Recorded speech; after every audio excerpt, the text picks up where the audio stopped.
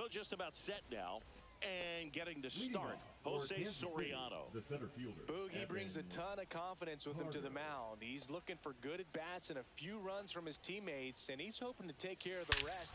Swing, and that one's hammered. Deep drive, way back there. Bye-bye. Headshot. The first batter of the game leaves the yard, and they grab the lead. It's 1-0.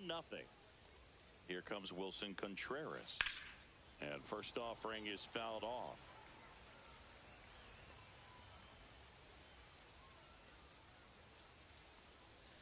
Swing and a miss as he was late. With the big bats coming up and a home run already surrendered, he's really going to have to execute against these next couple of batters. Got him. And that's the first out. Nice recovery after giving up the homer. Here's Harper now. Tap foul at the plate.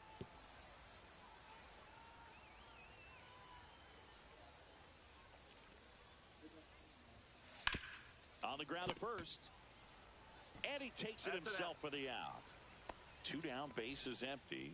And Gary Sanchez at the plate. And it's fouled away. 2 outs, bases empty.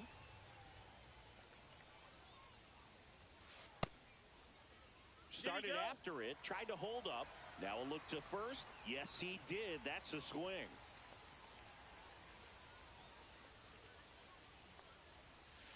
Got him swinging for the strikeout. He swung over top of the curveball.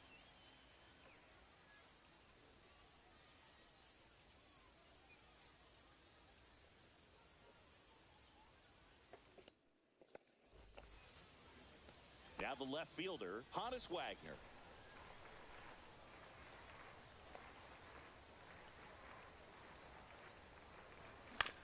This to center field. Carter makes the catch for the out. And there's 1 down.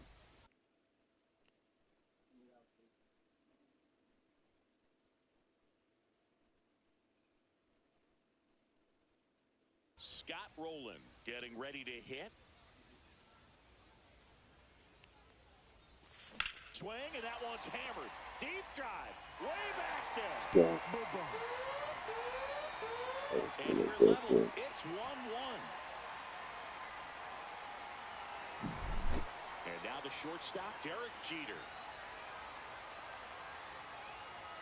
Swing and a miss. That one at 1-0-1. 0 balls, 1 strike. Back to the mound. He's got it. Fires to first in time. Good sinker low in the zone right there and produced exactly what he was looking for. Ball on the ground. Nice ground out. Bryce Harper in the box here. Lets that one go for a ball. Late swing, foul to the left. 2 outs. A swing and a miss as he chases way out of the zone. That one misses, and the count is 2-2.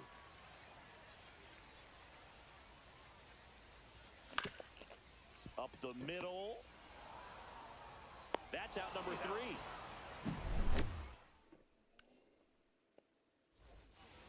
New inning getting started. Here's Nolan Arenado.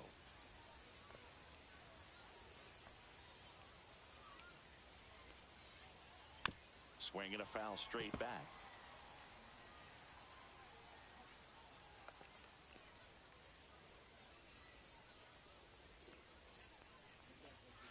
Swing and a miss at 100 miles an hour. 2 strikes.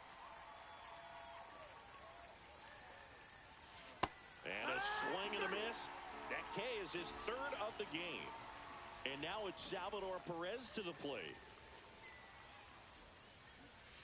Swing and a miss. Missed that by a mile. 0-1. Strike 1. Soriano, when you talk about his skill set, he stops teams from getting hits. That's the thing that he's so good at. He's just really difficult to get base hits against. Fans another, and that's 3 straight strikeouts. 2 outs, base is empty. Now here is Michael Young. Bottom of the zone and a called strike. Well, he's got power, and he has a reputation of being a strike thrower. So, to his advantage, he can expand the zone. He can throw that fastball slightly above the top of the strike zone to get hitters to chase. He can also break it off because when you're geared up for good velocity, it's hard to stay back. You have to make a decision really early. Next pitch is outside. So what's the approach from an offensive perspective against a guy that doesn't give up a lot of hits? I think you just kind of have to lean out over the plate and, take your base. But seriously, you just have to try to shorten up. I think guys choking up on the bat a little bit to have some more bat control, be a little bit quicker, and don't get greedy. Make it 4 strikeouts in a row, just cruising along.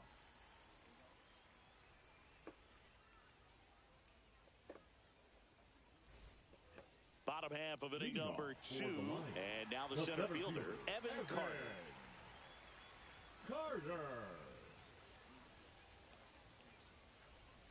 Swing and a miss. There's the slider.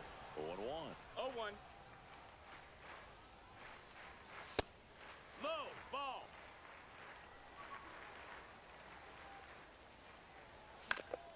Swing and a foul back. That's out of play. I wouldn't throw him another breaking ball. Try to go again with the fastball, slightly elevated. He's having a hard time catching up. Comes up empty as he chases that one in the dirt. Gets him. One away on a drop third strike. Now it's Jose Ramirez. Inside, and it hit him. Take your base. Well, the bright side is that will help the on-base percentage a little bit, and that's a category no batter can ignore these days. OBP, OPS, well, maybe that'll ease the pain just a little bit. On the ground to third, and it gets by him. Not much to this one other than just a willingness to go the other way and put the ball in play. That's a team at bat right there. Nice job of staying back and letting the ball get deep. Salvador Perez stands in now, looks at that one inside. Next pitch way upstairs. Good spot for the hitter. Definitely has the advantage in this count with runners on. Look for him to be aggressive on this next pitch. That one catches the zone, and that is strike 2. Well, all eyes on the double play ball in this spot. No better way to get out of this inning. Throws to first in time, and they get Perez for the out. Alfonso Soriano, the next to hit. Yeah, don't need much damage here, just a base hit. Likely will score 2. And that misses. And it's 1-0. Now fly ball to right center. Harper has a beat on it. Makes the grab. That is the inning.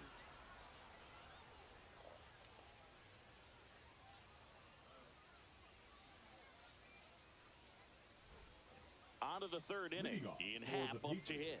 If you don't get ahead in the count, you can forget about having any success against him. Soriano back to work. Swing and a miss. There's the slider. It's 0-1. This group of hitters definitely being aggressive at the plate, but I think it's fair to wonder if they're being a little over-aggressive. I'm specifically talking about the first pitch. These batters are swinging more than 80% of the time, which is fine if you're scoring runs, but that hasn't been the case today. Wagner makes the catch, and there's one gone. Here is Marcus Semien.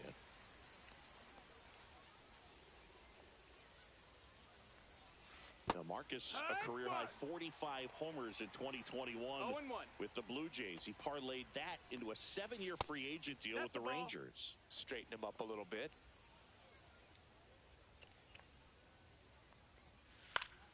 The 1-1 is fouled off.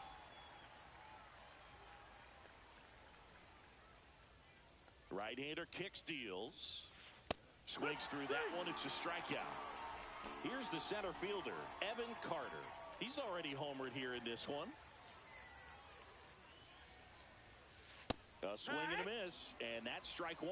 Carter patrolling center field, hitting leadoff in today's game, and he was a second-round pick in 2020. No balls, 2 strikes. Fights that one away, and the count remains 0-2. 2 down, nobody on. Swing and a miss. Struck him out. Picks up strikeout number 7.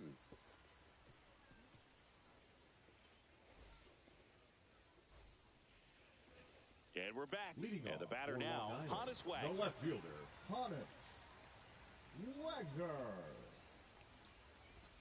That misses, Ball. and that's ball one. Well, triple digits on the gun. I know there are more pitchers that can reach that now than in the past, but it's still impressive to watch. 1-1. A little Strike out two. front there as he swings through it. 1-2.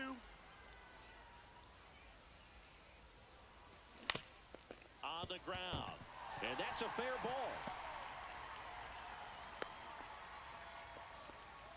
Really nice job of two-strike hitting in that at-bat. There's something about pulling one down the line and shooting it through the infield that's just so satisfying as a hitter. It's just fun turning on a pitch like he did right there. Wagner gets his lead at first with nobody out. Swing and a miss, and he was fooled. With two strikes, No may ball, see two some strikes. movement over there at first base, trying to stay out of the double play right here.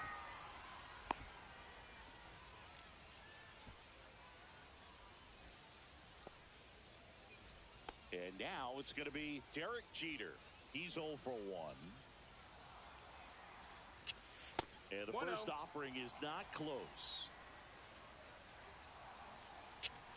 The shortstop Ball. takes the ball. Last two pitches have been down in the zone. Pitcher clearly trying to get that ground ball double play. But in this count, No, you're going to have that's to a give foul in, ball. elevate his pitches, and get back into this at-bat. Squirts away a little bit.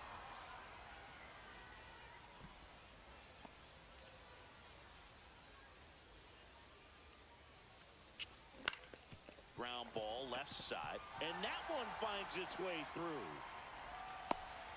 Happ fires it in, and the lead runner holds on at second base. Throw pulls him off the bag, and he's safe. Just one of those seeing Now high batting, base hits the through the right infield. fielder, He just kind of rolled over on it a little bit, but sometimes those can find a hole and get you a knock. Bryce Harper to the plate. Golden opportunity right here.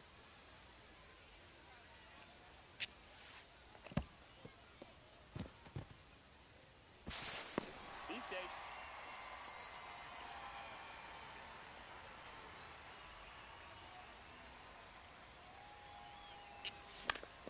In the air, left field, down the line. Reaching down, makes the catch. So up next, Evan Carter. 0 for 1 so far.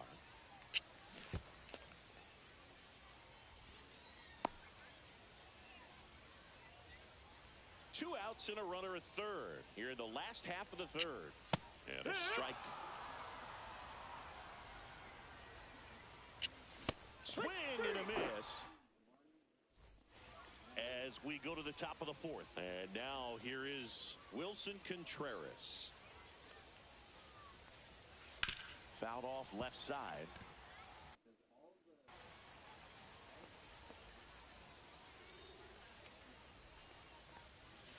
Swing and a miss. Chase it out of the zone. Probably the best one we have seen. Throwing it where he wanted to, have a nice tight spin to it, and a teaser just off the edge of the plate. And now 1 and 2.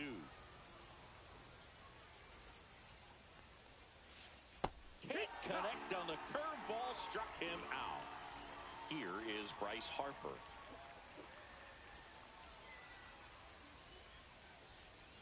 Fought off foul.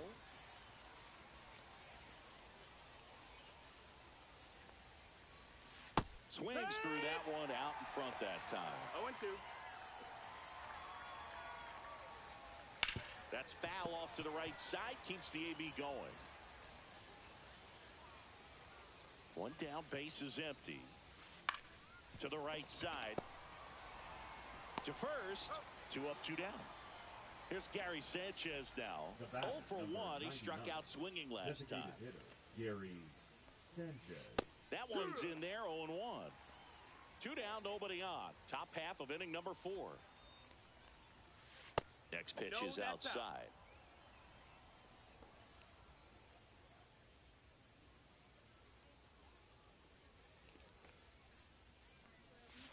Swing and a miss at a slider. Clearly he was sitting on 1 a and 2, fastball the count. right there and just ended up out in front of the slider. Hey, you can't fault him for his commitment.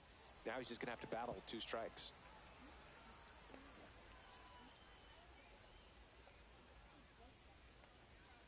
Next one misses, and that's ball 2. This guy's a fun guy to watch taking it bat. He just battles up there. He doesn't take a pitch off at all. Makes it so difficult on the pitchers out there. You can tell they get frustrated with how long it takes to put him away.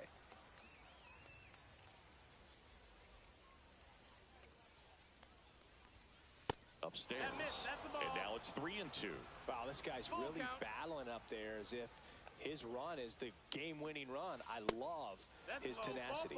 Oh, looking for a swing and miss right there, or for the ump to help him out and make a call with that last pitch, but neither happened.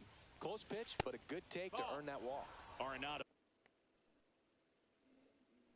stands in here, leaves that one off the inside. On the ground to the left. The throw wide at first, and both runners are safe. And here's the catcher, Salvador Perez. Struck out looking his first time.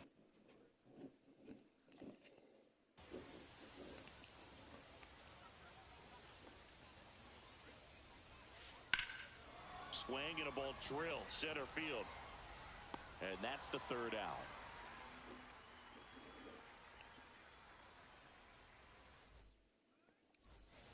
And welcome back to the ballpark. Here's Jose Ramirez. That one the other way. Booyah! He muscles that one out the opposite way, and they add to their lead. It's 3-1.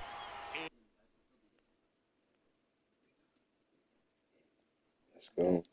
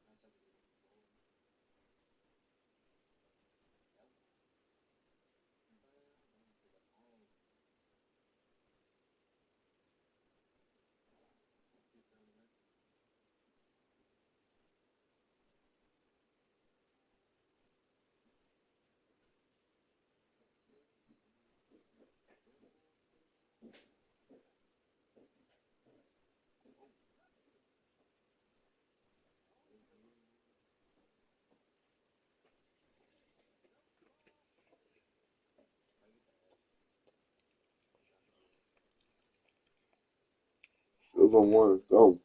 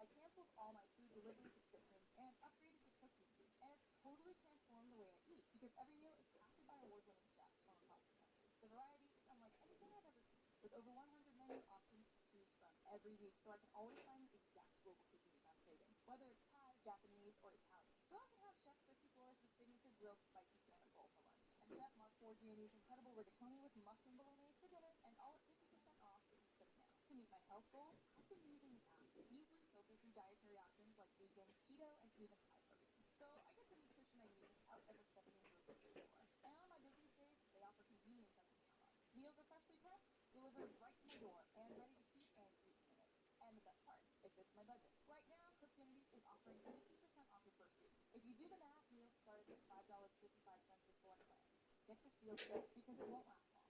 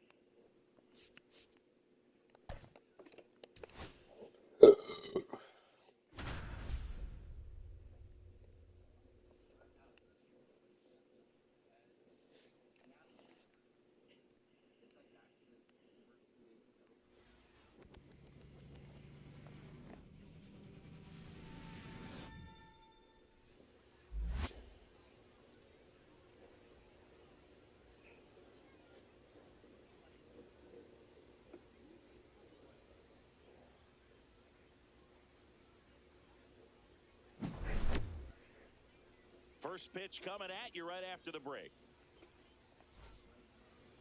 Just about to get started. And today's starter, Paul Skeens. What do you have on him, Chris? Big-time arm power. One thing he struggles with, though, is repeating his delivery. And sometimes you have bigger pitchers trying to sync things up. Not as easy as a more compact pitcher. But if he can get command going, establish it early, and carry it through the ball game, he's going to pitch deep into this one.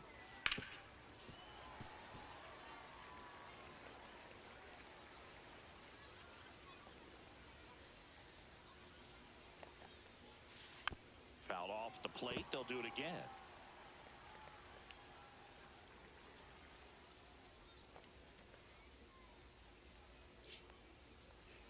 That misses the zone. And the count 1-2.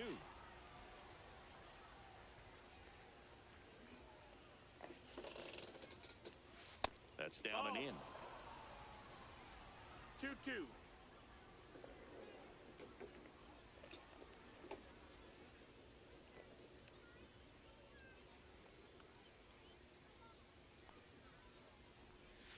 Strike three. Skeen says sit down. So digging in, Casey Schmidt.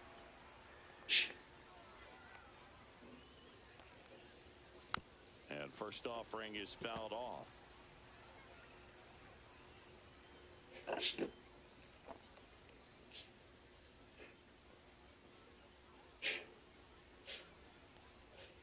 Now one missed. Ball.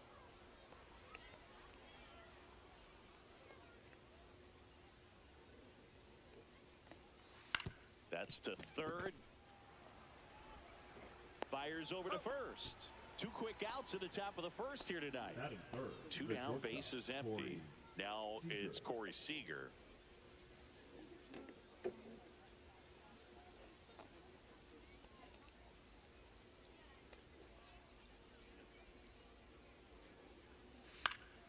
Swing and a pop-up in foul ground.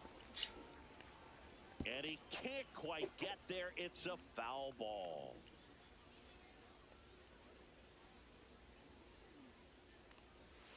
They say you win. 0-2.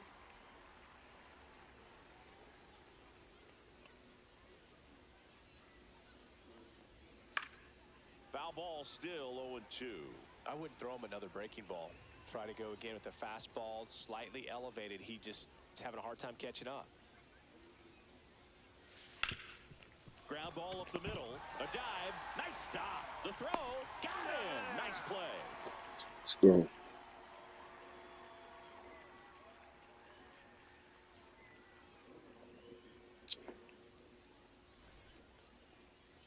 Back here with my pal Singy. And the right-hander with the good curveball, Nolan Ryan. What should we keep an eye on here? 4-pitch guy. He's got some options to work with in terms of keeping hitters off balance. So we'll see how he decides to utilize those weapons through this start here, and whether or not he's able to mix them all in early, or if he wants to hold something back a little bit later, maybe second, third time through the order, and give them something they haven't seen. It's tough when you know a guy's got that in his back pocket. As a hitter, you really have to stay on your toes. Honest Wagner, the leadoff batter, as he swings through it for strike one. That missed by a lot. 1-1. And the count is 1-1.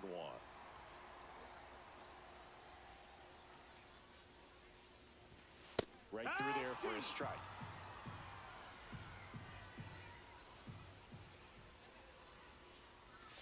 Swing and a miss and a changeup in the dirt. In time. And a drop third strike leads to the first out. And now the first baseman, Scott Rowland. Well, maybe approaching this at bat with a bit too much determination. Sometimes you just got to let the game come to you. 1 out, base is empty. And that is cut on and missed. And it's 0-2. No balls, 2 strikes.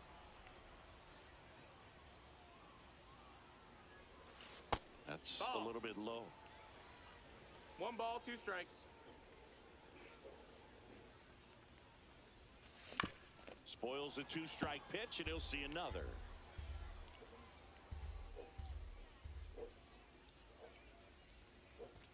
Yeah, The 1-2 misses to even the count. Well, this is a guy that can be frustrating for pitchers because he fouls off so many pitches and grinds out the at-bat. I'm sure there's some times where pitchers would rather just give up a first pitch single than have to waste 6 or 7 pitches on one hitter.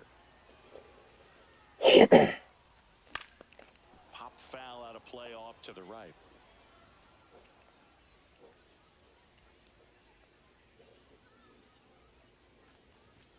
That missed inside. And that is ball 1.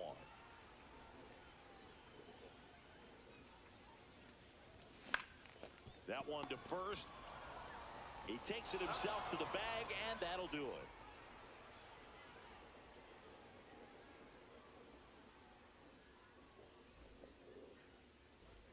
All set for the start of the inning. Leading off, Kyle Schwarber. Schwarber, 22 years old. And he's usually a catcher, but today starting in left field. Swing and a ball ripped right field, and that one back, and that one is gone.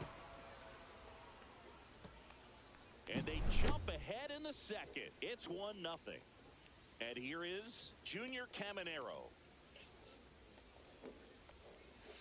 And the sweeper is off the plate. Well, this is really impressive for me. I mean, to go from being a catcher going out to the outfield where you've got to be ready to move to your left, right, front, and back at a moment's notice. So good luck to him today. And here it comes. And a foul ball.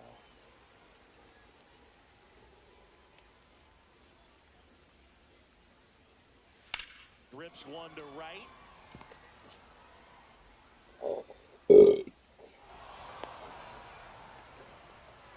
He was all over that one. Got a fastball, middle of the plate, jumped all over it. Absolutely smoked that ball. Jock Peterson now in the box. Comes up empty with a swing there. Lined into right. Throw back in quickly. First and second now with nobody out. Back-to-back singles, just a solid swing right there. Caught it out front and ripped it into the outfield for the base hit. Those always feel great. Roman Anthony in the box now. No balls and a strike. No, that's high. Good purpose pitch right there. Trying to tease him, get him to raise his sights, pop something up, and make it an easy out. Check swing, and he went. It's a ball and 2 strikes. That's a ball. Went with the sweeper.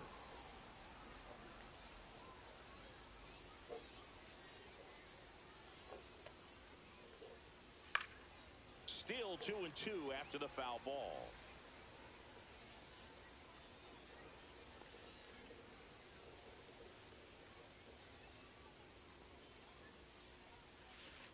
And there's a ball. That's a really good take right there. Slider down and in. Very difficult to get on the same plane and do anything with. Got him looking.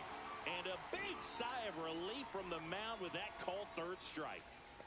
And here is Mike Piazza. Swings and misses. And that's strike 1. One of the greatest catchers in baseball is at the plate right now, Boog. As the 1993 Rookie of the Year, he hit 35 home runs with a .318 batting average with the Dodgers. Up the middle, and that's a base hit. Rounds third, headed for the plate. Now a long throw home. Safe at the plate, and the run scores all the way from second.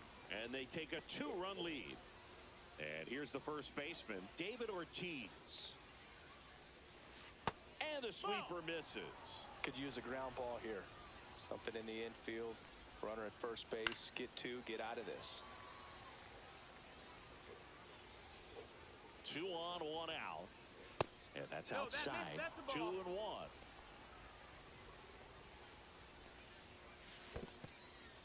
In the dirt, blocked.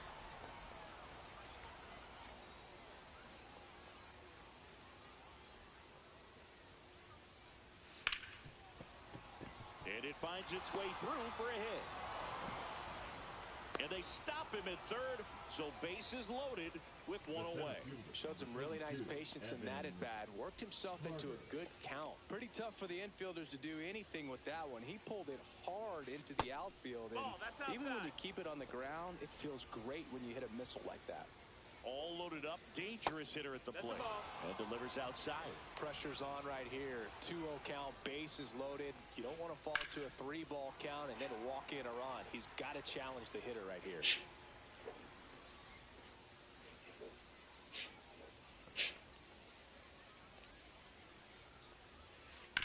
Nice stop. Over to first. Run scores, but a terrific play to get the out. Now it's the second baseman, Casey Schmidt. Grounded out his first time. And that's outside.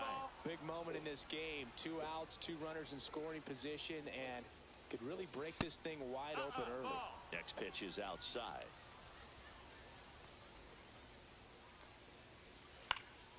There's a swing and a drive. Harper hustling after it. And it is gone.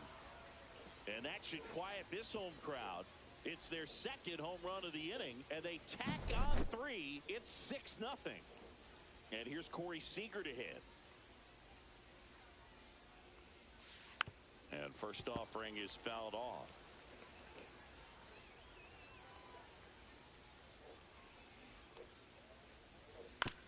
Up the middle. Over to first. And Seager is set down. That'll end the inning after a lot of scoring.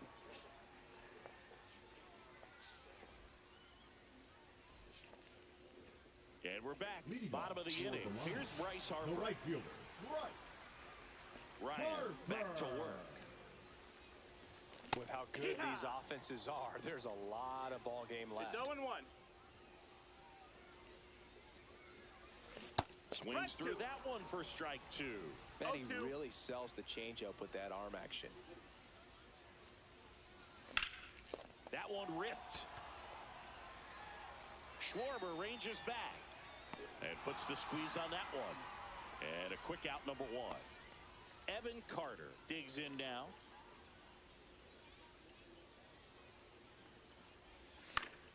And first offering is fouled off.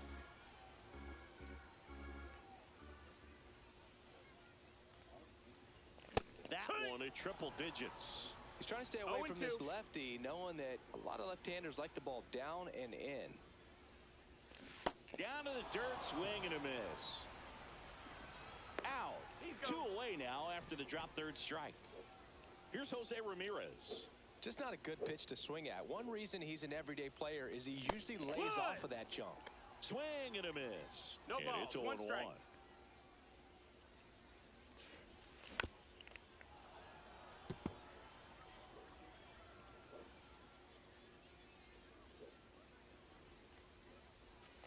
Swing and a miss. Curveball in the dirt. That completes the strikeout, and that'll do it. And welcome back to the ballpark. Kyle Schwarber comes up to hit here. And the first pitch misses for ball 1. Well, these guys showing great discipline at the plate, and patience definitely seems to be the name of their game in this one. Not only have they already put up a bunch of runs on the board, but they've also made the starter work really hard out there. And that one is downstairs. And now 3-0. Like I said, his pitch count is high, so I got to expect they'll be turning to their bullpen sooner than they had hoped.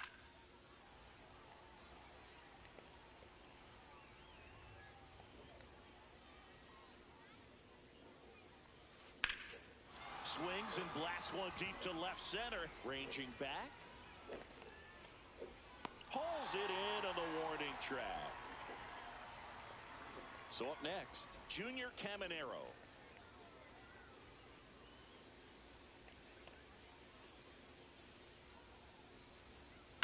Now a pop-up on the infield. Soriano makes the grab, and there's 2 gone. And Jock Peterson stands in. Singled and scored his first time. Jock Peterson. Peterson just got a piece of it. Though Chris, through the early stages, he hasn't been very efficient in terms of the pitch count. He's going to need to get some quick outs if he's going to get deeper into this game. What a stop to first. Nicely done for the out.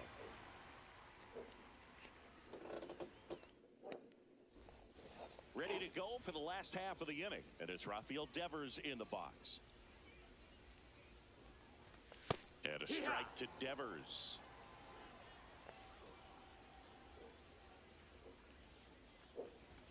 Swing and a miss as he was late that time. No balls, 2 strikes. Fans another, and that's 3 straight strikeouts. Here's the catcher to hit, Salvador Perez. And he swings and misses at the initial offering. 0 balls, 1 strike.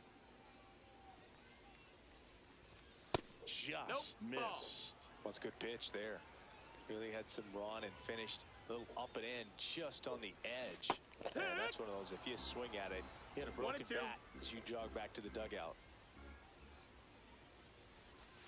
That misses the zone. And the count now even up. Make it 4 strikeouts in a row. Just cruising along. And now Alfonso Soriano. First pitch misses.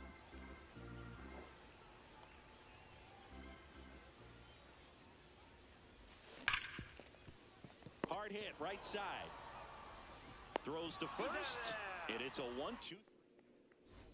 And we're back out of the 4th. Now Roman Anthony.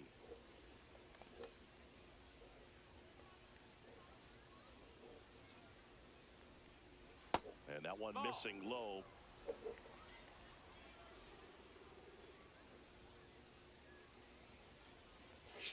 Swing and a miss, and 1-0-2 on the radar gun.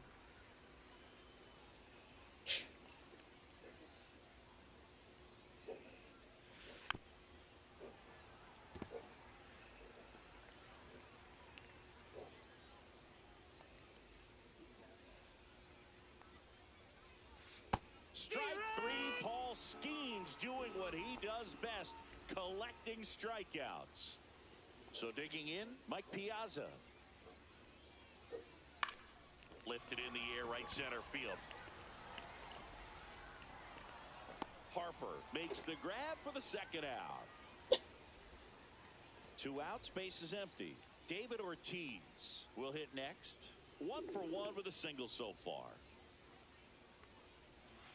Just off the inside edge. 1-0.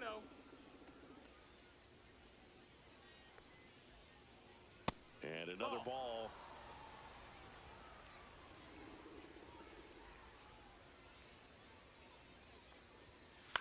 Swing and a ball lifted in the air. Shallow right field. That one gets down for a hit. So now back to the top of the order. The center fielder, number 32, Evan. So the batting order turns over at the plate. Evan Carter. And there's a rocket into the outfield. And out to aboard. Well, that'll make you feel good as a hitter right there. It's hard to hit a baseball much better than that, and even a lot of professional hitters aren't able to reach an exit velo of 114 miles per hour. Tell you what, that's a very impressive swing of the bat. Andres Munoz gets the call from the pen. Still pretty early in the ball game, so this bullpen has some work ahead of them. Best case scenario might be if he can come in here and get several quick outs, kind of bridge the gap that starter left for him. Cut on and lifted in the air. Carter. And he makes the catch. And that is that. So the lineup flips over. Here's the left fielder, Honus Wagner. 1-0-1 on the gun. Swing and a miss.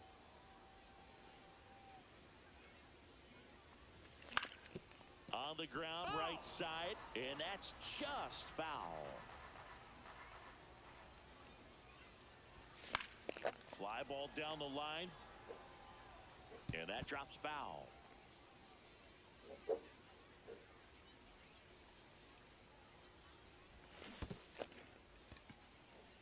Piazza fires the first. In time to get him. 1 away in the strikeout.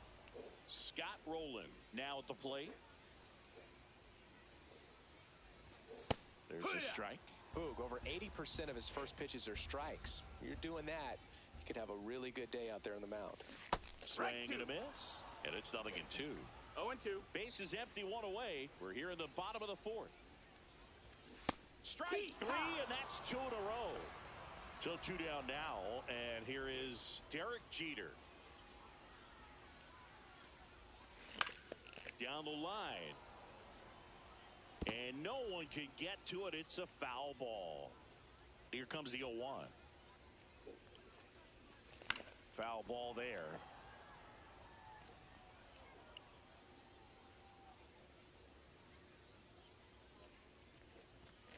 Cuts on it and misses. That's a strikeout.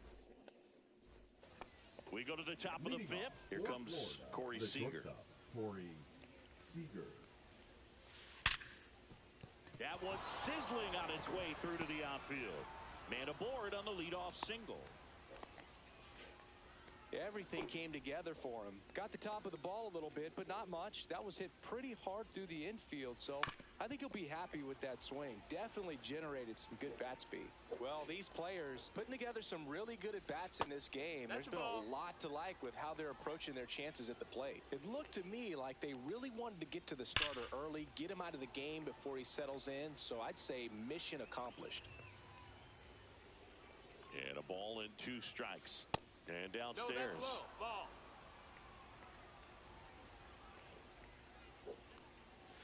The next pitch misses. Ball 3.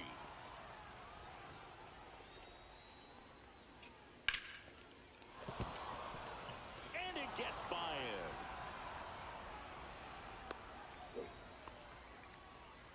The third baseman. Here's the third baseman, Junior Caminero. 1 for 2. This one chopped on the ground, but foul.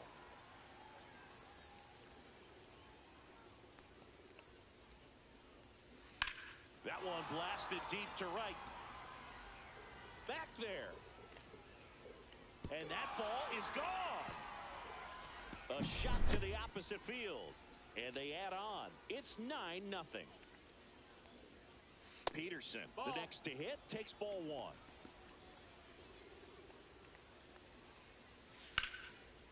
Liner, base hit. Around first, heading for 2. Throws to second, in safely. It's a double, and his second hit.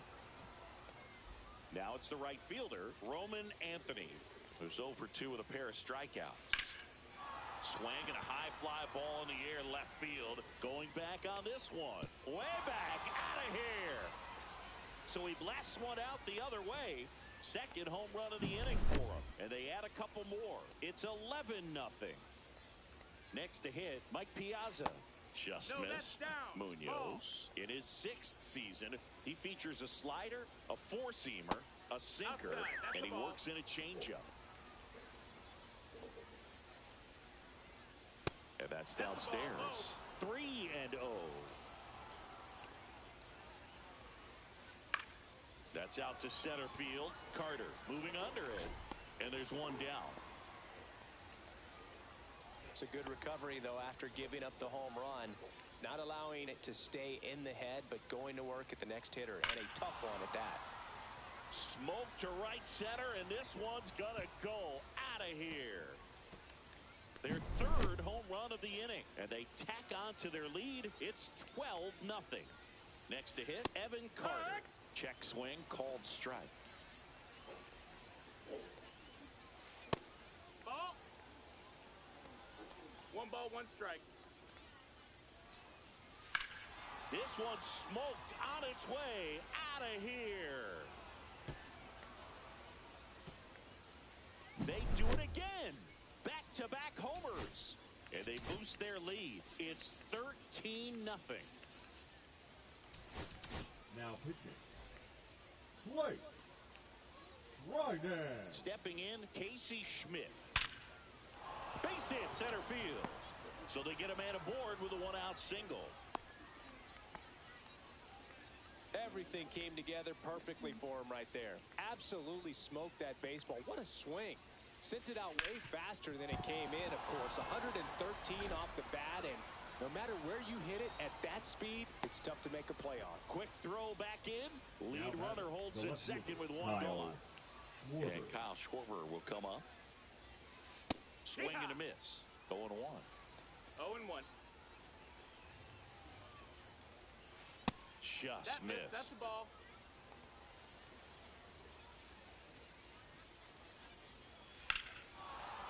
Hit in the air right field, and that one way back there, and that is way gone. Another homer. They are unloading here. Their 5th homer of the inning, and they add to the lead. It's 16-0. Caminero in the box now as he leaves that one up high. And that one is lifted in the air. Carter sizing this one up. He makes the grab. 2 down. And the batter now, Jock Peterson. Hit on the ground to short. Jeter tosses to first. And Peterson retired. And that is that. And welcome back to the ballpark. We head to the bottom of the 5th. Here comes Bryce Harper.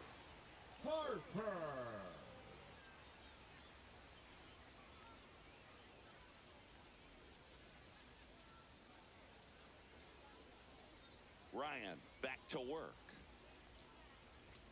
There's a swing and a miss. You know, this group of hitters, they're not going to be happy with the at-bats they've been having so far. We're in the back half of the game, and they're still searching for a base runner. He's been great out there on the mound, no doubt, but it's also been a disappointing performance at the plate to this point.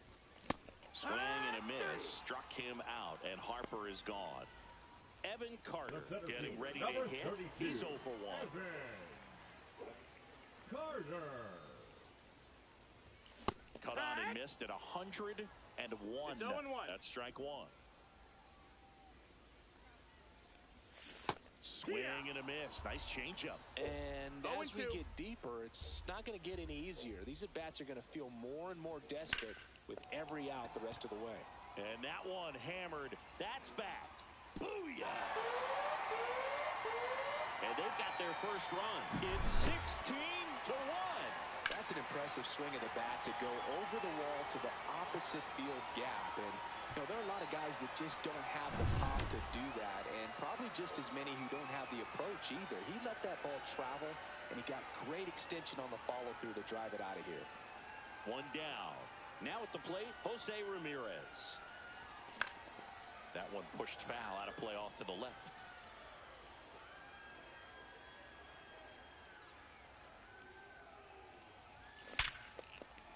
Line drive to short and caught. 2 down, bases empty.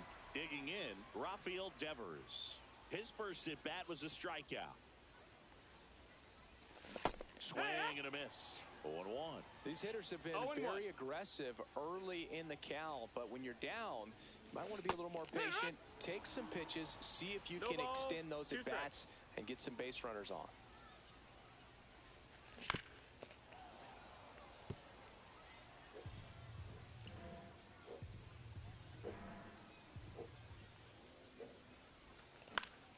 In the air, left field, down the line. A little bloop single.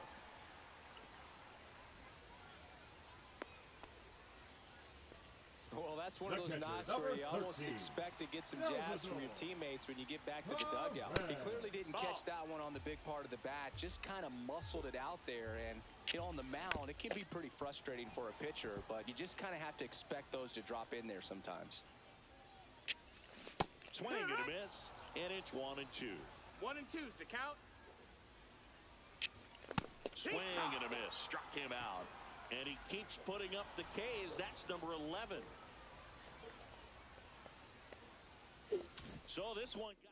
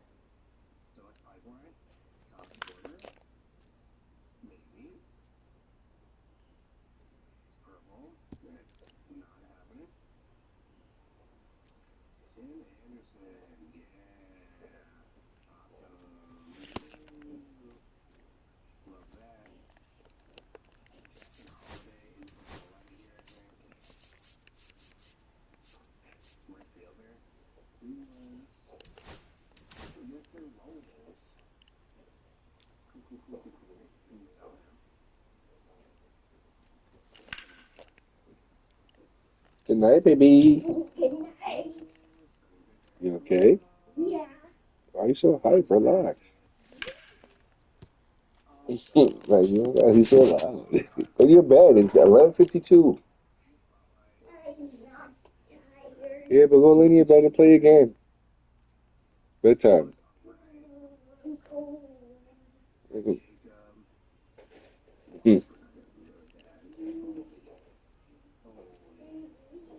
My teeth will fall out. Hmm.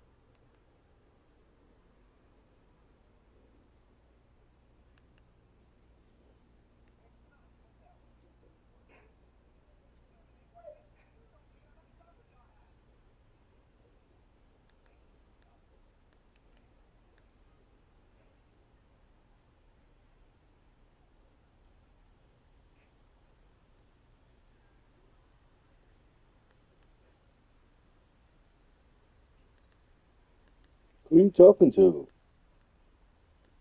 Huh? Dahlia, who are you talking to? I was reading this Oh, okay.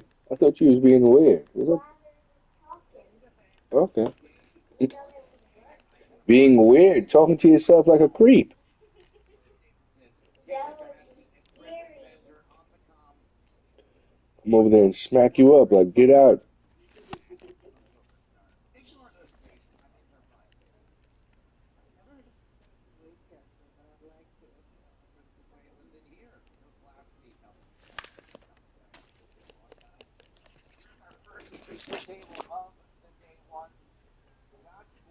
is the 2017 main event champion. And John Hardy. Daddy, where'd you go? Vegas finest. I heard a noise and then I looked at your chair and you disappeared. Day 1A. Excellent. So, okay. John, a poker personality. He's got lots of them, by the way. Yeah, he's from the East Coast, and Newfoundlander. I'm coming to get you. Lucy. No, not you. I was talking to the fish. I donated it to the museum. And every time I donate fishes and stuff to the museum, I go to look at them in their new exhibit. And I was talking to the fish. I'll What take are you that. looking Is for? that it? Is it a free plug? What snacks are you looking for? Good, I had something on there, but I don't think so. In the club.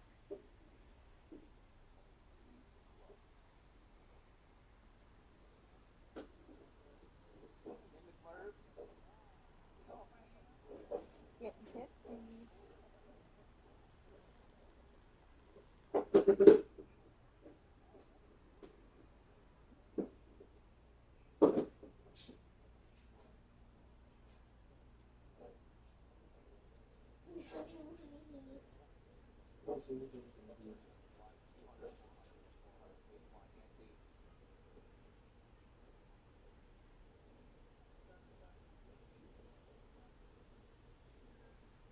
There's a lot of big ones.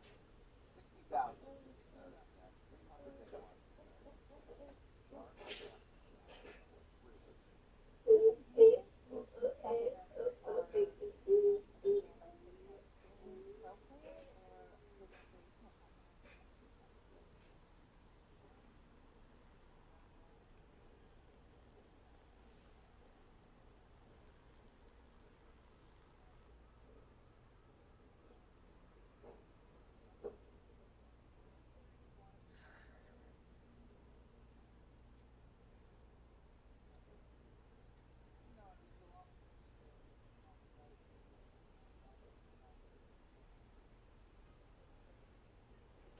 Oh wait, I have to do something.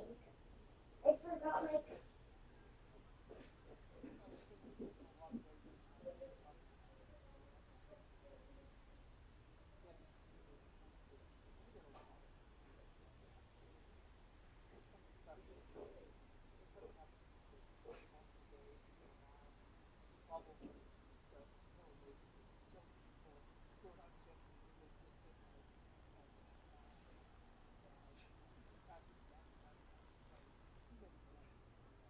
Is that your strategy? You just fold into the money every year, Griffin?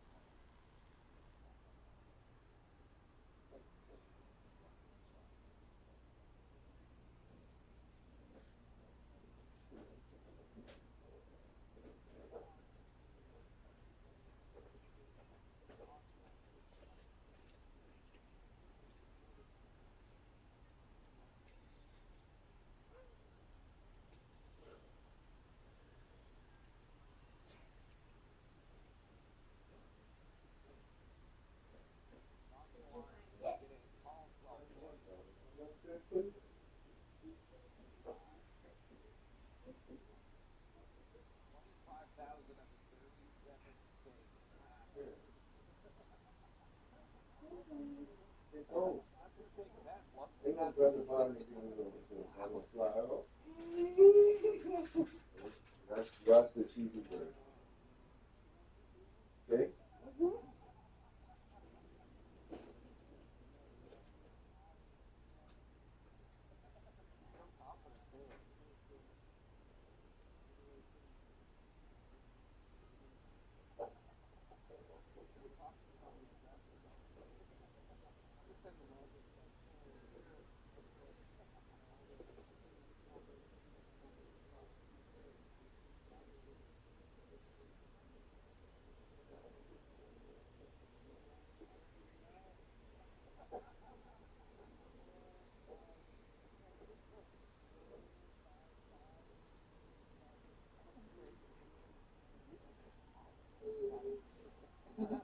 You know, that gives hope to the rest of us.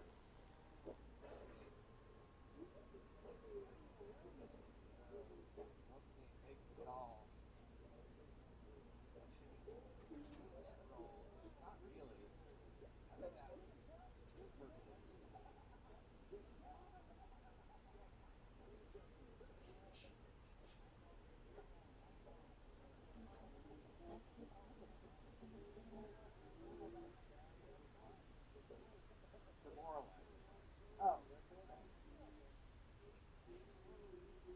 I just did not want to see that 25K skip go in. But he did. He did want to see it go in.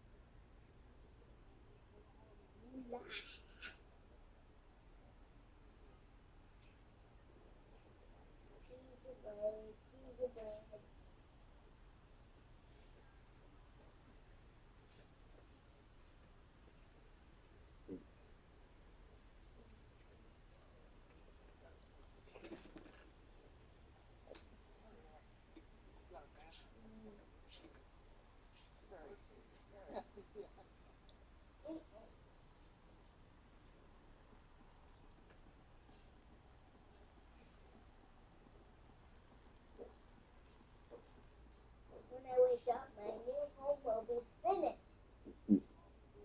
Oh, but I'm not tired enough to go to bed. You always say that. You're going to go to sleep anyway. I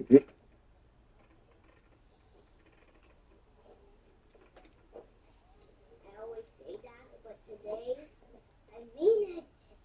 You know. You're right. There's so much energy. You're going to sleep, bro.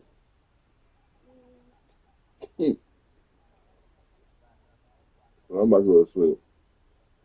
No. What do you mean, no? It's bedtime. What? Well, too bad. You better go to sleep.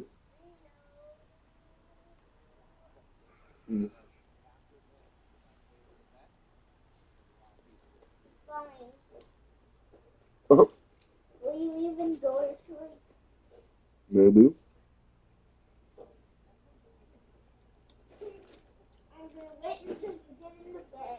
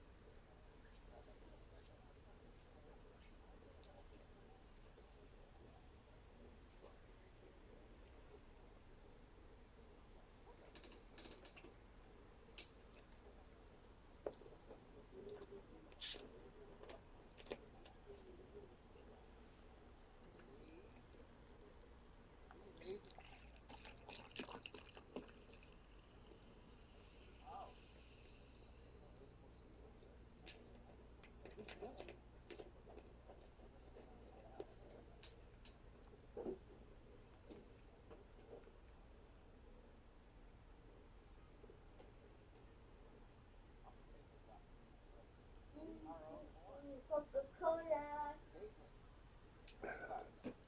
You mind your business, Dahlia.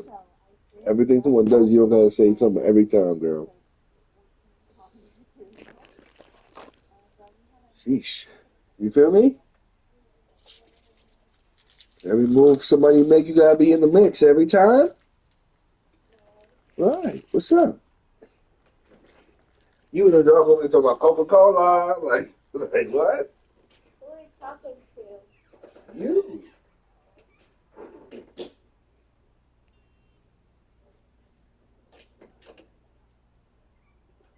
because I did Coca-Cola. What? Because you're drinking Coca-Cola. Well, mind your business. What does that got to do with you? That's the whole point. That makes sense or no? It does? What's so funny?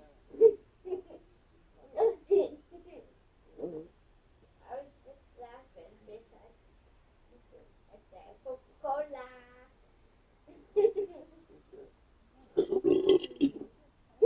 How about that Coca-Cola? How about that? Like that one? Yeah. Yeah. Who that sound like? Huh? Who that sound like, Dahlia? I was swallowing my cheesy bread. Oh, okay. I hope you chewed it. Huh? I hope you chewed it. I can't promise you that. Oh, wow. It's kind of nasty because you're going to choke. You got to chew. That's why it took so long to swallow it. Okay, I got you. A little bit was all for 4 days because it's flatted. Oh, now I have to go to bed because you're in the bed and that means you can fall asleep at any minute. When you fall asleep, I can't fall asleep. But what if I don't fall asleep? Yeah, hush. Dahlia. You sleep every night. Hush.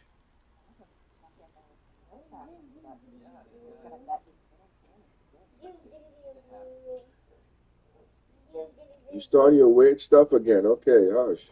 I'm snoring. That's not a snore. You're just making noise. 7 on the turn. Moblin does not improve.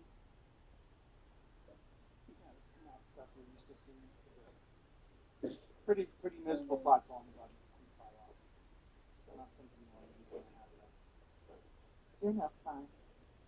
He's last to act. That's a huge positional advantage. It's the most important thing in poker. I don't think Griffin's been studying much, Joe. Moblin makes a sizable bet here. 4,500.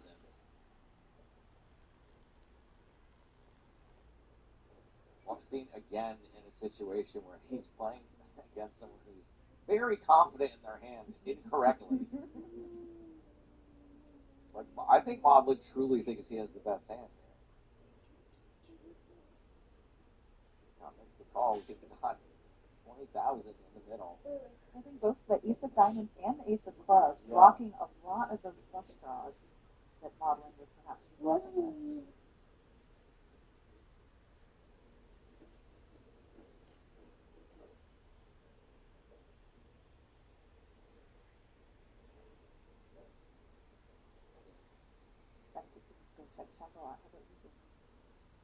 Yeah, I think that Weinstein is actually considering throwing out a little bluff here, which I think is interesting.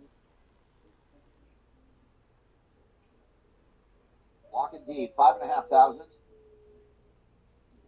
up getting some value from some 5 and 7x sometimes when you break the diamonds. Give them such a nice price here. Not to open this before. You sure did, buddy. It might just dissuade, a big philosophy you're not prepared to call. Most players are going to be a bit scared to make it.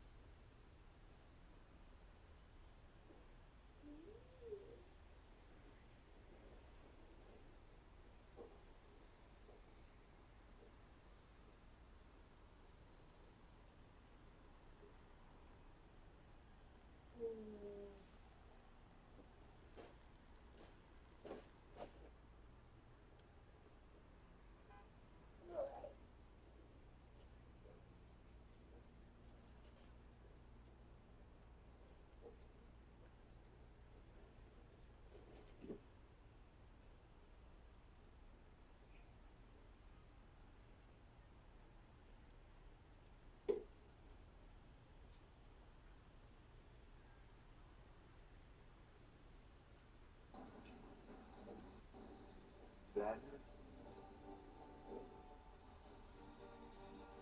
now,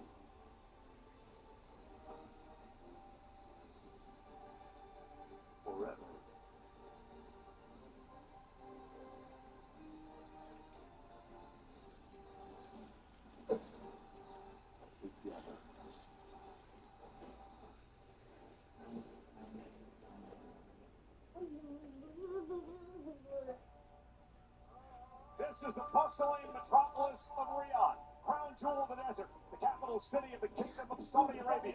Welcome, ladies and gentlemen, to WWE's Night of Champions.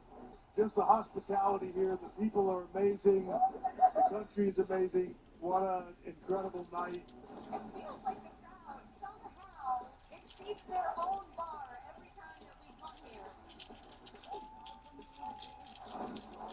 Now we get down to business in the finals of Pick of the Ring. Oh no, Cody's in position. You're doing it again, Dahlia. You're doing it again. I'm over here minding my business, and you're minding mine. Oh, so each of the television. Sure.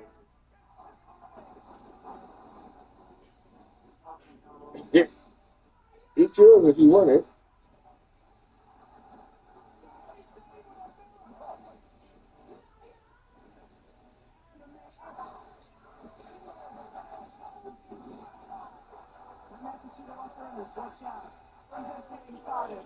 Huh? The United States Championship.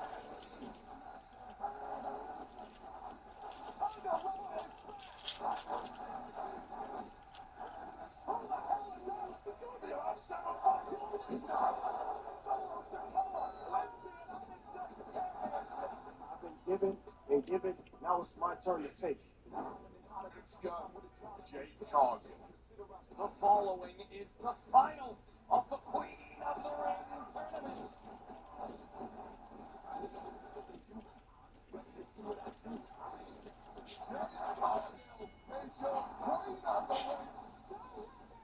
You who you are. You showed them. CM Punk and John Cena, two generational stars coming together one last time.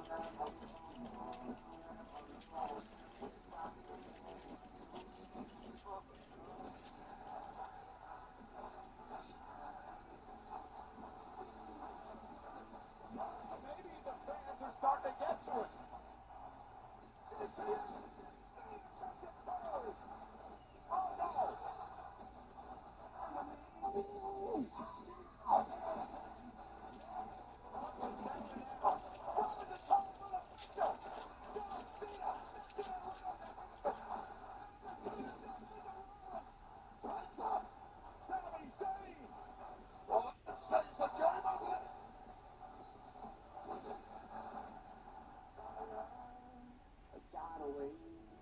Nothing in the world's gonna stop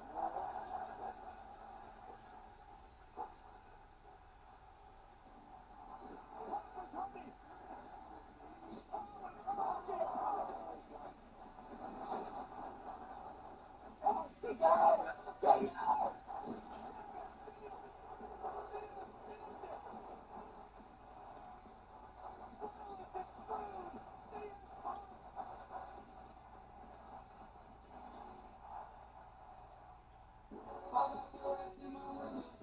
Well, Sami Zayn not only silenced Karrion Kross, but he also mixed it up with Seth Rollins' crew at Night of Champions. As did this man, Penta. Sami and Penta team up tonight versus Big Bronson Reed and Braun Breaker live. The New Day are the World Tag Team Champions. Kofi Kingston and Xavier Woods defend those titles live tonight versus Balor and McDonough of the Judgment Day. The Celtic Warrior is going to be in a banger tonight. Former friends, longtime rivals. Mix it up. Sheamus versus Rusev live.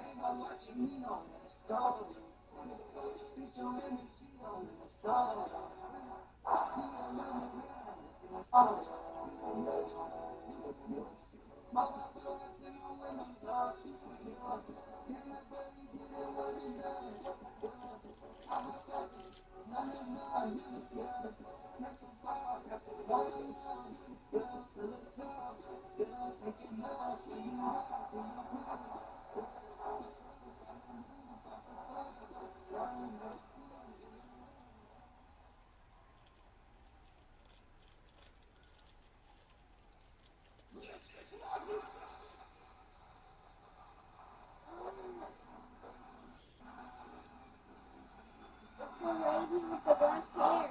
Mm-hmm. And this way. Mm-hmm.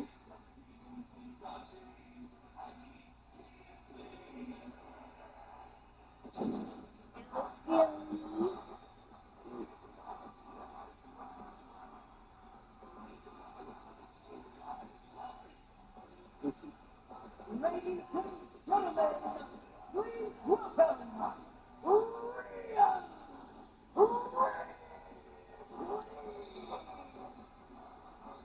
Michael Cole and Corey Graves at ringside tonight, and Corey had the opportunity to speak with Rhea Ripley earlier today about her street fight victory over Raquel Rodriguez on Saturday. She said it was the most painful, the most physical match that she has been a part of, but she is extremely proud of what she accomplished tonight at Champion. You can see by the $1 million grin on the face of Rhea Ripley that you're going to have to put a stake through her heart to stop her from stepping inside of a ring. What a battle that was in Riyadh.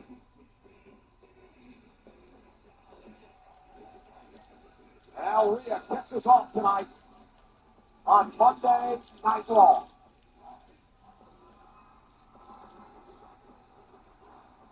Even in victory, Rhea still moving a little gingerly. Definitely feeling the effects of Saturday's brutality at Night Champion.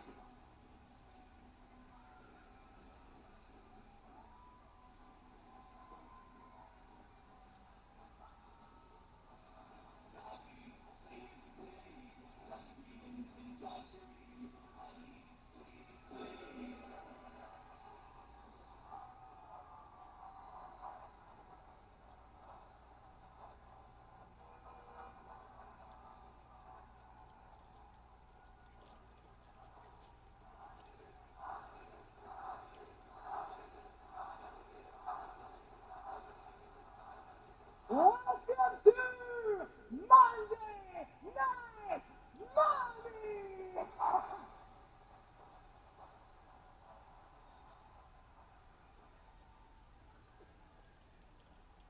Now that Raquel and the Judgment Day are behind me, and hopefully for good this time, I'm stuck wondering, what is next for Rhea Ripley?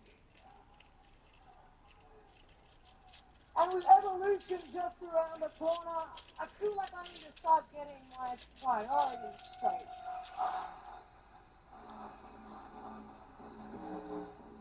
Oh, I like this. Mm-hmm. The red hair's pretty. A rousing ovation for the Women's World Champion, Io Sky.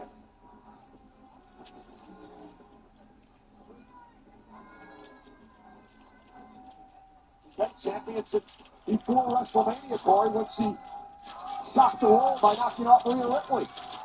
Well, it's Bianca Belair in a match that some would say stole the entire WrestleMania weekend, and I assure you, Rhea has not forgotten. That is sticking in her craw.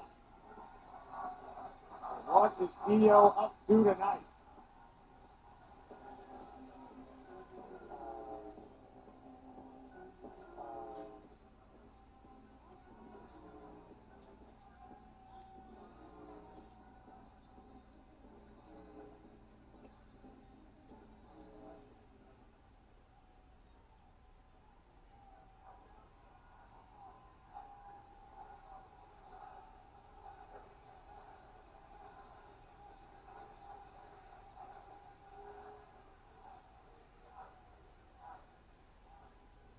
Rhea,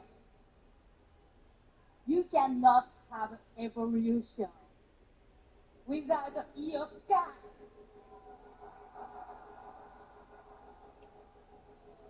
So you are wrong about one thing. You are not on top. Not without this. And because I have this.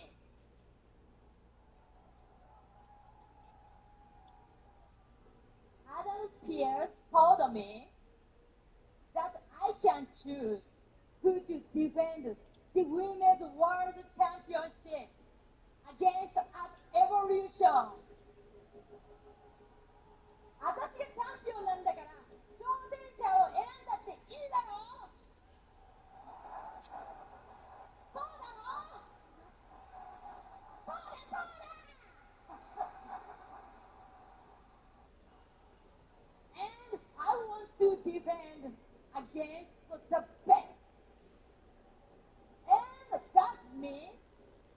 defending against Rhea Ripley.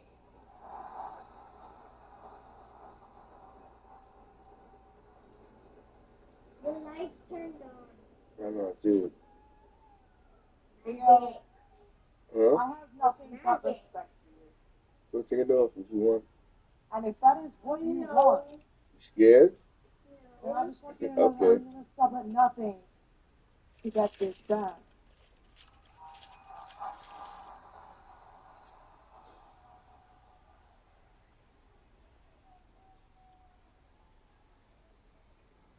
So, Daddy, if that's what you want, Theo, Daddy, I just want you to know What?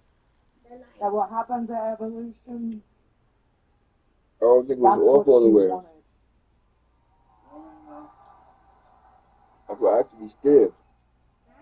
So at Evolution, That's why I actually scared. Rhea Ripley versus Io Sky for the Women's World Championship.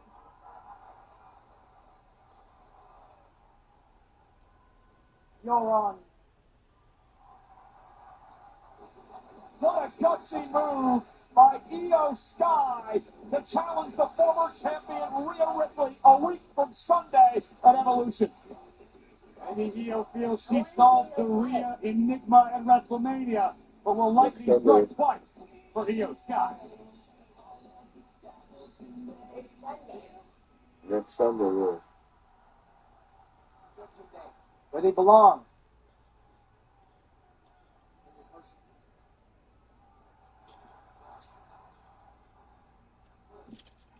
AJ, read the doctor's note. I am injured. Unfortunately, I had a little bit of a setback, so I'm still not cleared. But I know you wouldn't believe me, so I had Adam Pierce verify and authorize that if you lay a finger on me or I'm cleared, you'll never get your title match. Doctor's orders. So, you want to pull out your little glasses and read this, or what? My little glasses. Not cleared.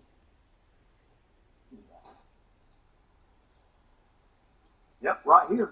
Doctor says you're a punk ass. I can't wait till you get cleared. You're going to get what's coming to you. I'm going to take that IC title away from you.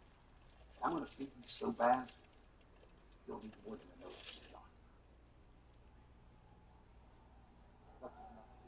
Hitting that elderly anyways. How about now? Not cleared. Can't touch me. Doctor's orders, AJ.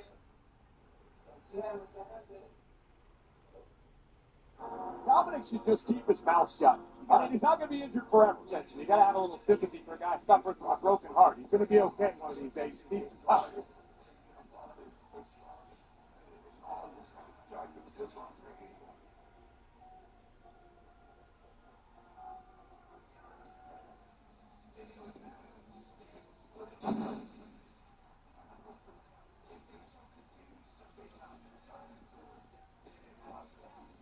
Finn Balor and JD McDonough look to win back the World Tag Team titles.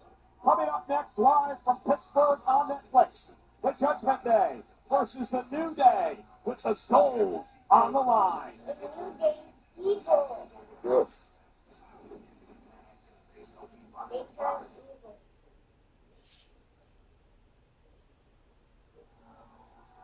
Big opportunity tonight for McDonough and Balor to bring some more gold to the Judgment Day. You know, they say time heals all wounds, and that same sentiment holds true when it comes to gold. I think if Finn and JD manage to leave Pittsburgh with gold around their waist, it's going to bring a lot of peace to the Judgment Day club. Well, they've already had the Intercontinental Championship with Dominic Mysterio. Raquel and Liv hold the tag titles, although Liv is out injured, and we expect a decision on the women's tag team titles at some point tonight by our general managers. Balor and McDonough would love the gold back.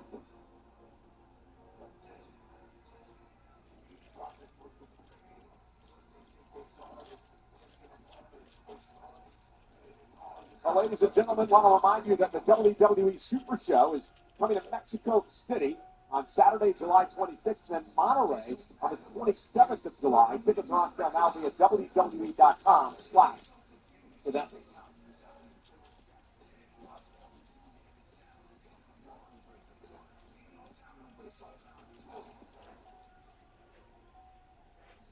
I think Jay-Z has been to pose a very real threat to the New Day Tag Team Championship. J.D. McDonough has been one of Balor's closest proteges for the duration of his career. These two know each other incredibly well. They're always on the same page, and they will do whatever it takes to protect one another's back. Yeah, Balor actually trained J.D. McDonough back in Ireland, grew up in the same area. As you mentioned, they've been teaming now for a while on the Judgment Day. Former tag team champions together.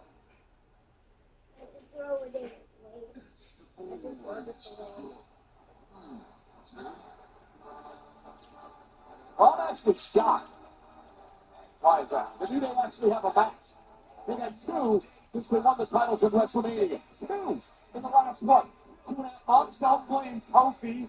Don't blame Xavier. These two are simply waiting for worthy challengers to the Tag Team Championship. It's not their fault. There's plenty of worthy challengers to the tag team titles. They've been running from the War Raiders forever. And tonight they defend against the Judgment Day.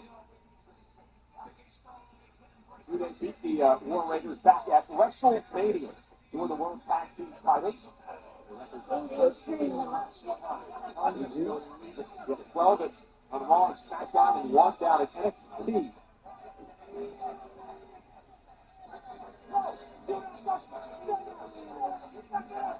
That's nice. That's real nice. This kid shouldn't be disrespectful to work. He's a champion. He's from Pittsburgh. They are, I mean.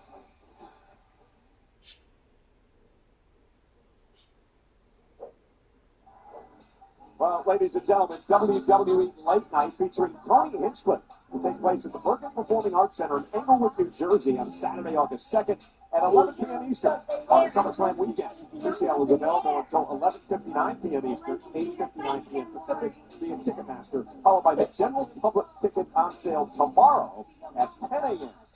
Eastern. Tag Team Championship time, live on Netflix.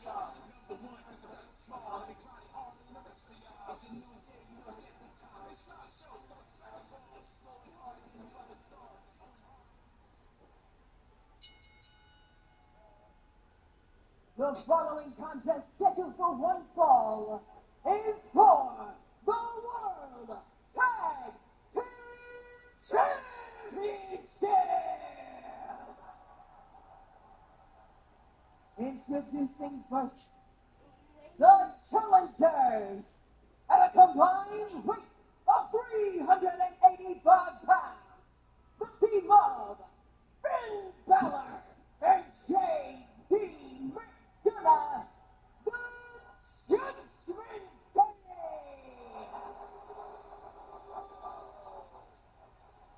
And their opponents at a combined weight of 417 pounds, they are the World Tag Team Champions! Xavier Woods and Kofi Kingston, the New Day! Well, as I mentioned a little bit earlier on, I'm sort of shocked to actually see the New Day in a match. They've only wrestled twice since winning the tag team titles from the War Raiders back at WrestleMania. You keep bringing this up with some sort of implication that Kofi and Woods haven't wanted to defend their tag team championship. It's just been a lack of quality opposition in their opinion. Well, we'll see what the opposition brings tonight in the form of the Judgment Day. 5th time in tag team action. These teams have met. 3rd time for the World Tag Team titles. Back in September of last year. The last time they met in tag team action, the Judgment Day actually beat the New Day with the tag titles on the line. So here we go. Finn Balor will start things off against Kofi Kingston, two of the more decorated athletes in WWE today. And look at this. That is actually a piece of bread. And I'll explain this to you because I was talking to Xavier Woods earlier today. He was telling me, Corey, that Finn Balor hasn't had cards in weeks, so he may need some energy for this match. Well, if you have functional eyes, you'll realize that Balor has 4 abs and I have fingers on my hands, but it's not a time for peace offering. You gotta be ready for battle. The tag team titles are on the line. You're saying they were trying to break bread together. just trying to figure out where you're coming from. I get it. And now Clair backs into the corner. Not often that you're speechless, as Kofi Kingston now takes over in this matchup. We see a clean break now from these two teams. Obviously not. Yeah, well, I've been singing the praise of New Day since day one. I think they're arguably the greatest tag team. What are you talking about? Singing their praises? I've worked out here with you for years and years. I don't think I've ever heard you say a nice thing about them. Well, that's because you haven't been paying attention. But the fact is, Xavier Woods and Kofi Kingston are great. Oh, beautiful sunset flip roll through back. Maybe the greatest duo in tag team history. There's no doubt about that. You mentioned before 12-time tag champs, one-time NXT tag team champions, but this all-new attitude of really getting to a lot of people. And remember, the man who's responsible for a lot of this is Sami Zayn being Night of Champions Saturday, Karrion Kross, who got in the New Day's ear a number of months ago. I think Kofi Kingston and Covered by McDonough, kick out. should be thanking Karrion Kross because they changed their point of view. They changed their mindset, their entire mentality. And look where they are. At the top of the tag team mountain holding gold. That's what it's all about. Now he calls himself the Irish Ace. J.D. McDonough from Intersect goes to work for the Judgment Day. First time they battled for the title since they lost them to the War Raiders back in December for the Judgment Day. Breaks on momentarily. Kofi's on the floor, sure-footed as usual. Here comes J.D. Oh! He about decapitated Cody. One match for Woods. And now J.D. Oh, and Kofi Kingston gets back in it. And Kingston makes the tag. And here's Xavier Woods now. It's that seamless tag team work that makes the New Day so great. Right to the back. That might do it. Yeah. J.D. McDonough in trouble. Xavier Woods has turned the tables. That's the Xavier Woods strut. Made famous by Xavier Woods. No matter what anybody tells you.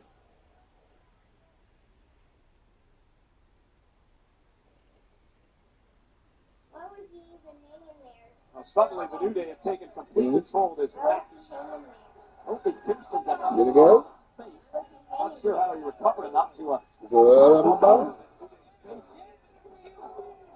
This is a knife-edge job on the outside by Woods. Smart strategy by Woods. Trying to J.D. McDonough. I know McDonough is now medically cleared, but that's sort of an injury he just returned from. You don't recover from overnight. Yeah, McDonough, though, one of the toughest men. Here's the cover. Going to kick out pound for pound in WWE today. Still now, he survived that nasty collision with the announce desk back in December. If you didn't come in your head first, you wouldn't have made it. Oh, big forearm by Woods. Learned your lesson when he took shots on social media after the match. Oh, I've been doing this a long time. I'm bulletproof. And Woods now hit right to the midsection again. New Day might not like the attitude, but no doubt how successful they've been.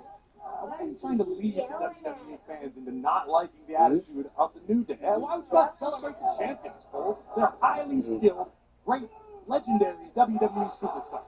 Oh, yeah, and they once had great attitudes. They were fan favorites. They signed autographs, took pictures of the fans, and then all of a sudden they turned into jerks. They made total fools of themselves. They came out here with breakfast cereal. They made a lot of money, though, didn't they, on merch? Sure they did. Yeah.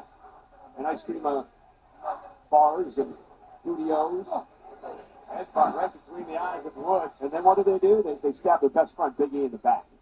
It's like putting a cash cow out the pasture. Oh! Kofi Kingston colliding with the steel post, and McDonough now looks to turn things around for Judgment Day. Cross body. Not going to press. He's going to win the tag team championship and a kick out at 2.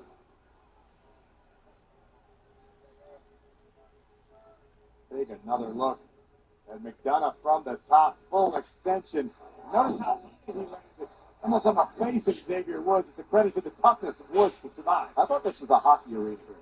It is. Well, it's hotter than Riyadh out here right now. That's a good point. Oh, and a big incident to the temple. After 3 days this summer, Kofi Kingston, Yankee battle off the apron, so he wasn't able to make the tag.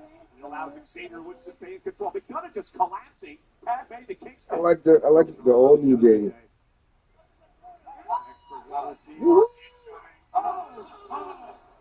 Denton right to the spine. The viciousness of Kofi and Xavier on display. Hmm? I like both of them, but I don't like the new day Bobby Kingston flying off the top rope, cover to retain. The World Tag Team titles on McDonough and a kick out. Judgment Day looking to win the gold here tonight. If they do, they'll join Dominic Mysterio of their group as the Intercontinental Championship. And of course, Raquel Rodriguez went after the tag team champions. Her partner Liv Morgan out for months now with a shoulder injury. And we expect a decision from General Managers Aldis and Pierce tonight about what will happen to the women's tag team titles. What it would do for the morale in the Judgment Day clubhouse. Everybody says it's dripping in gold. That's what we could be seeing after tonight. And Judgment Day, who admittedly gone some hard times over the past couple of months. Interesting that they've a little momentum since Liv's been out. There you go. No, that's not my opinion. That's what I hear in the locker room. Oh, okay. That's what the whispers in the locker room are. Those are your feet under the stall all the time. And Woods. Dunner really needs to make a tag. He's gone through a lot of punishment at the hands of the New Day. Oh, wow, what a counter. Tremendous counter by McDonough. Driving Woods face first. Both superstars with an opportunity to tag in their fresher partner. Yeah, sold out tonight in Pittsburgh. Over 14,000 on hand for this World Tag Team Championship opportunity. Kofi Kingston, the legal man. Grabbing the legs of McDonough, not allowing him to make a tag. Great. McDonough. Down the tag. Here's Dunner. And Finn Balor fired up. Balor was shot out of a cannon, running on adrenaline, stopped and hurrying through the New Day. Balor from behind. Down goes Kingston. Cover now by Finn for the win. And a kick out. He needs to keep his foot on the gas pedal. Balor's got the New Day reeling. Kofi looking like he's in trouble in the corner. Vicious chop across the chest. And Balor feeding off this capacity crowd here. Kofi with their classic Kingston. Balor reeling. Kofi going to go to the top rope. Has to roll through here. Balor's got him where he wants him. Misses wildly. Oh, there's the sling blade. Balor got all of it. Could be time for celebration in the clubhouse. And oh! Stopping Balor in his tracks. Finland was likely looking for that shotgun dropkick he uses to such great effect, but Kofi Kingston a half a step ahead of the first ever Universal Champion in WWE, Finn Balor. Tag made to Woods and tag made to McDonough. McDonough and Woods, the freshman. Xavier lost out and over the top rope to the pool. And JD now, that springboard moonsault takes on Xavier. Fantastic game time from McDonough. Champion's advantage in effect. Judgment Day understand. Woods over the top rope, this time he got caught. Woods got his boots up into the face of JD McDonough. And Xavier looking to capitalize. I don't know if Woods realizes Finn Balor's the legal man for the Judgment Day. Balor made the tag, and that's why the referee isn't counting here. And now, this is totally legal, Cole. Of course it is. Oh my God! Balor went for the turn rope, but he hit his own partner. Disaster to retain. Finn kicks out. Woods muscles up Balor. Oh no! Into the New Day corner. They used to do this with their former buddy Big E. Oh, they hit it! The midnight hour! Cover for the win! And a kick out at two! Balor stays alive! Look of disbelief on the face of Kofi and Xavier. They thought they had retained the World Tag Team titles with the midnight hour. It wasn't to be.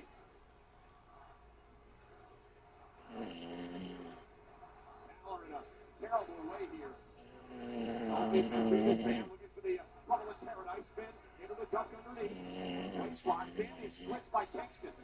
And Balor lands on his feet. Oh, so there's a kick out at two. McDonough from the outside, caught Kingston. Kingston with a right, maybe enough to put it away. Kobe's got to kick it too. And oh, now looking in from behind with the championship. Mitchell had no idea. And Balor still kicks out. Well, the Judgment Day cheated on one side and New Day did it on the other. Not at all. Next level chicanery from the New Day. The Judgment Day remain in this championship battle. This is the point of the matchup where you're the champions. The doubt might start seeping into your mind. And now it's Kofi Kingston. Oh, he wants to lose his balance. Opportunity now for Balor. Happy landing for Xavier. Kofi in all types of trouble. Can Finn make a tag? He does. Xavier Woods hasn't recovered on the top rope. And now using Kofi Kingston to his advantage. McDonough up top. Oh, no. He's got him with a collar. McDonough covers. Kofi saves the tag team.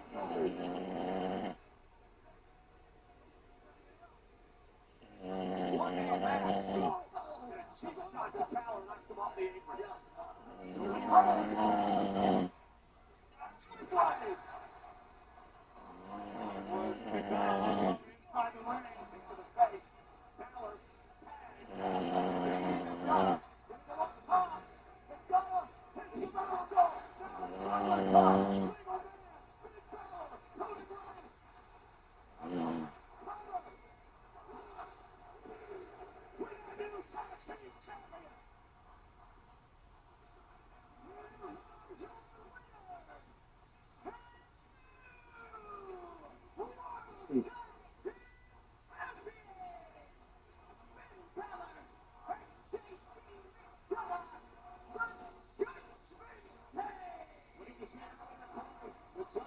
Hits the moonsault.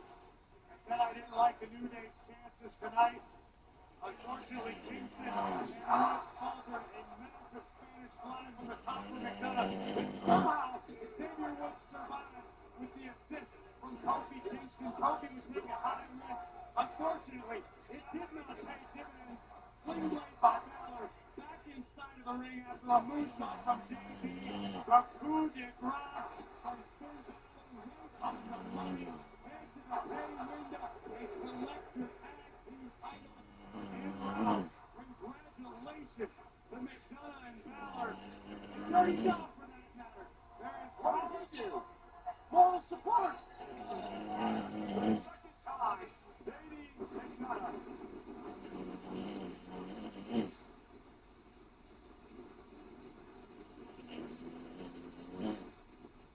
And Finn Balor, our World Tag Team Champions.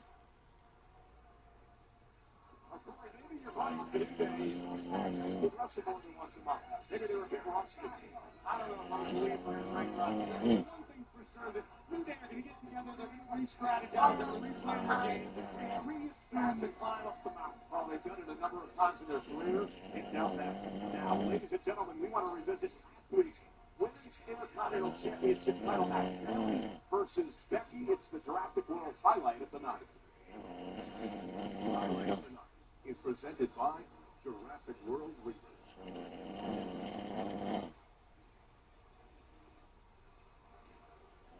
And it's a great matchup, Maria.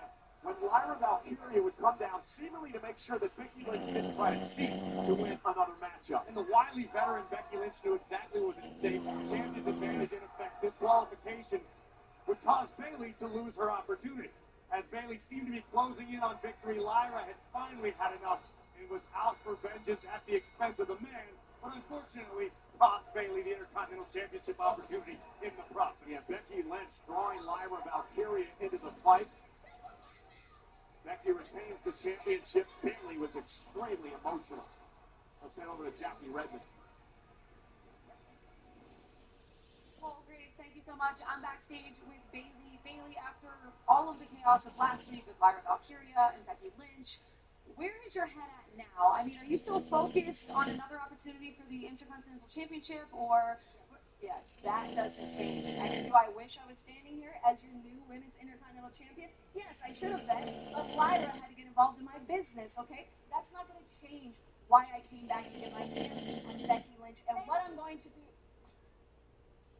Wow, because you won't talk to me, but you'll talk about me in interviews. That's really is this just what you're going to do every week? Interrupt my business? Okay, look, if you're here to apologize, I don't want to hear it. I was going to apologize. I don't even know who you are anymore. I keep hoping things will go back to the way they were with us before WrestleMania, but you just won't let that happen.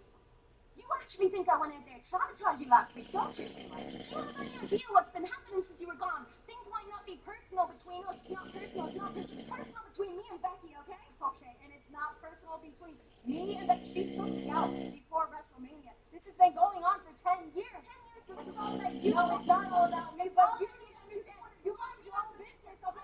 You need to mind your business.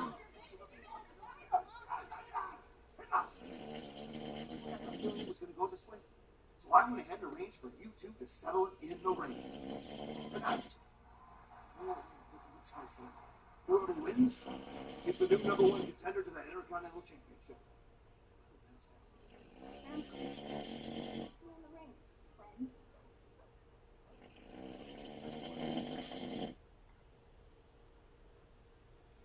High stakes for Ellie and Myron tonight. As this man, the Celtic Warrior Sheamus, prepares for a brawl. Sheamus, Rusev, live tonight.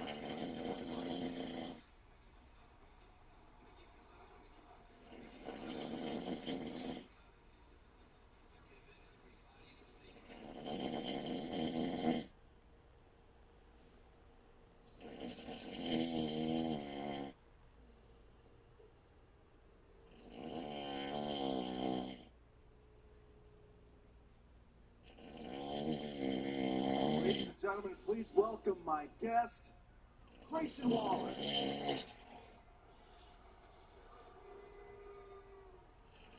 Grayson, it feels like the last few weeks yourself and Austin Theory have had more arguments than usual. It's been quite some time since you guys have shared a ring together. Can you give us a status update on A-Town down under? Are you trying to stir the pot, Byron?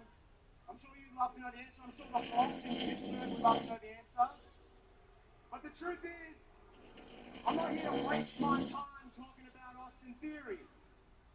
I'm here to do something nice for one. I'm here to give my flowers to the New Day. I'm a little shocked right now. They just lost the World Tag Team Championships. And I guess those two lookalikes from the Judgment Day found the pot of gold at the end of the rainbow and got lucky. But instead of focusing on tonight, let's think of everything the New Day's done in the past year. For over 10 years, Byron, they gave their blood, their sweat, their tears, their bodies to these people. And what did you do in return? You all turned on them and threw them out of every building. And it makes me sick. Because you're all a bunch of little kids in grown men's bodies, real grown, who like shiny new toys. And why do you boo them? Because they finally started looking after themselves. They cut the cord and got rid of Big E. And it was inspirational, Byron. It was the greatest moment in WWE history. After years of being selfish, after years of carrying his dead weight on their backs, they got rid of him. They became successful again. And I guess we can all learn something from the New Day.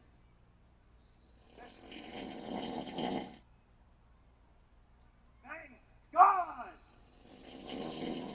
for the New Day. Thank you, Grayson. I guess you could learn how to lose the tag team title. Nonetheless, Grayson Waller looking forward to being in his homeland of Australia this coming October.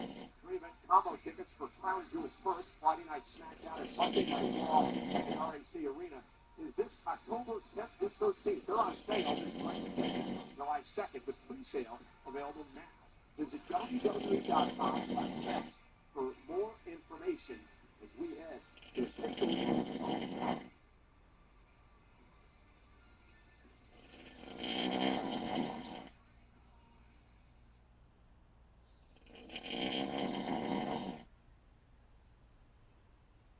Individual event, combo tickets for Saturday night's main event, WWE Evolution. State Park Arena in Atlanta, Georgia, next Saturday, July 12th, and Sunday, July 13th. Via ticket master. And of course, the main event for Saturday night's main event versus the iconic Goldberg.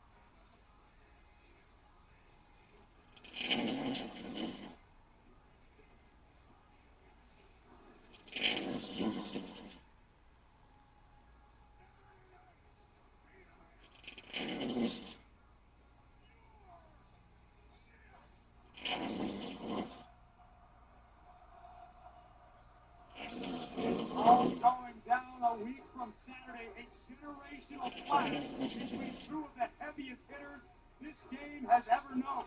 As the ring general Gunther defends his World Heavyweight Championship against WWE Hall of Famer Goldberg.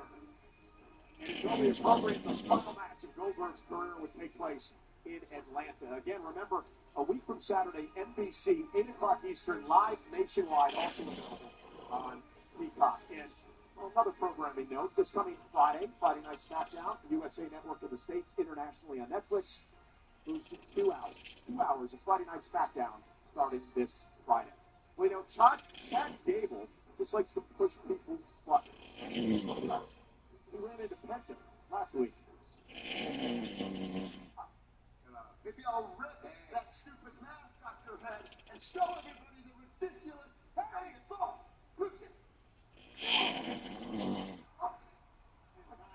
What would follow after Chad Gable? And a sacrifice delivered by Penta. I told you, it's I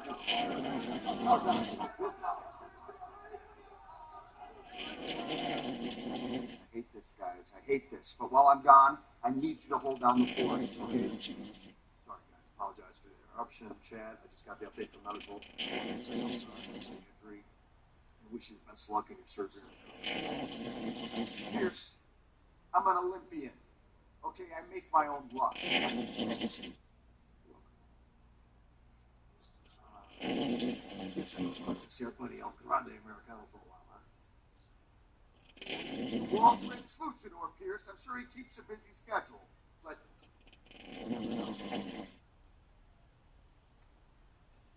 guys, don't let the American-made spirit die while I'm gone. Ivy, I need you to conquer Stephanie Baker, and you two, you're sitting and talking about your championship potential. So it's time to fulfill it.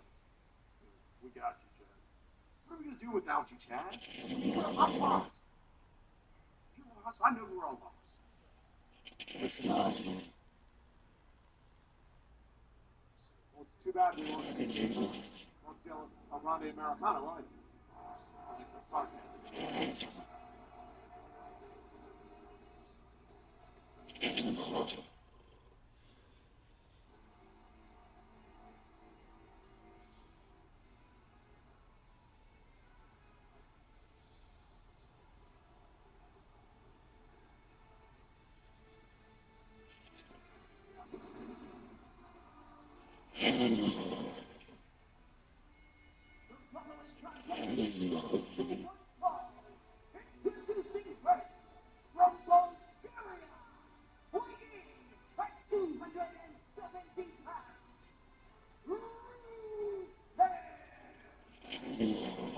This will be a brawl. Rusev and Sheamus rekindling old rivalry coming up live on Netflix. Well, WWE fans, Big Bronson Reed is giving us a special look at Jurassic World Rebirth in theaters Wednesday.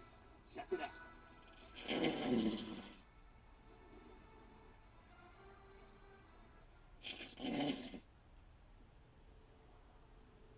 This world is a dangerous place. Ancient creatures. Colossal beasts. The stakes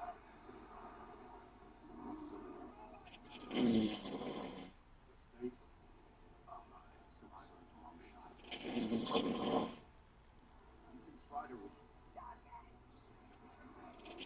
to try to find the most dangerous creatures known to mankind. You better be ready.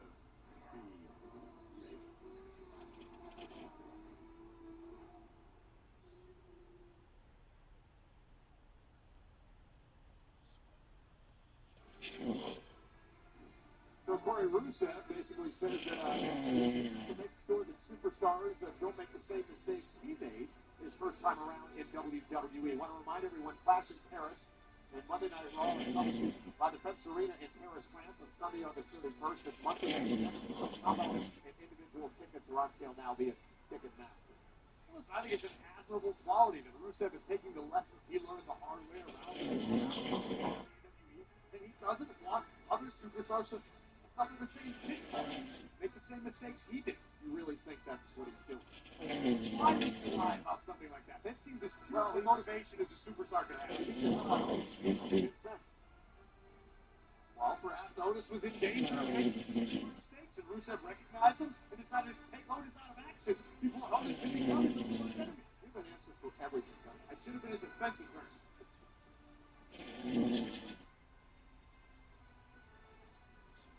Rusev, great battle. Rusev, arguably the best physical condition of his career. Lean muscle right now allows him better agility, better flexibility, and better stamina inside the ring from bell to bell. He's going to need it tonight.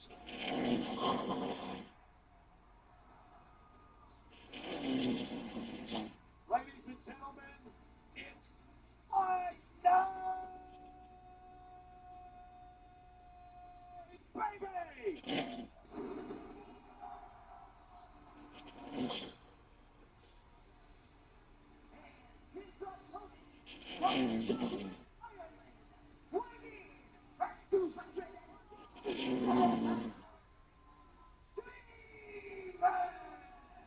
This is such an exciting matchup, and we're going to get into the history between these two here in just a little bit. But Sheamus and Rusev know each other so well. spent a lot of time together as teammates, also as rivals, and they rekindled that rivalry here tonight. These two were closer than just teammates. Well, these two were best friends at one point in time. Well, began, Sheamus believed that Rusev was being bullied in the Alpha Academy and stood up for Tozawa and company. Room for top roll. Last 16 years, Sheamus has won plenty. He's learned. He's gotten older.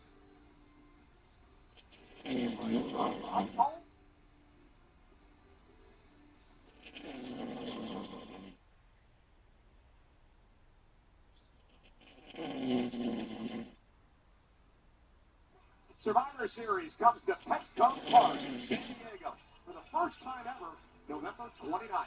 Tickets are on sale Friday, July 11th. That's a week from Friday. And pre-sale starts next Wednesday.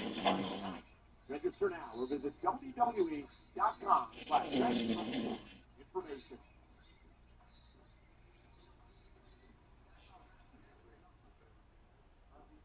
We'll see how it goes. Congratulations, champs. You know, I have a feeling you guys are trying to figure out what to do about the Women's World Tag Team Champions. We were just talking about that. Yeah. Well, as a tag team champion myself, I have an idea. Oh, want to hear me out? Oh, please. Yeah. Well, I feel like Raquel's worked really hard to not only win those titles, but to defend those titles. I feel like it would be really mean of you guys to strip her of the titles. Okay. Well, then maybe we find her a new tag team partner. Roxanne. Great idea. It's a great idea. It works for everyone. It works for you. It'll give you some matches on Raw. It works for you. It'll give you some matches on SmackDown. It works for everyone. It's a win-win. No brainer. Well, we're going to defer for a second, okay? Take your time.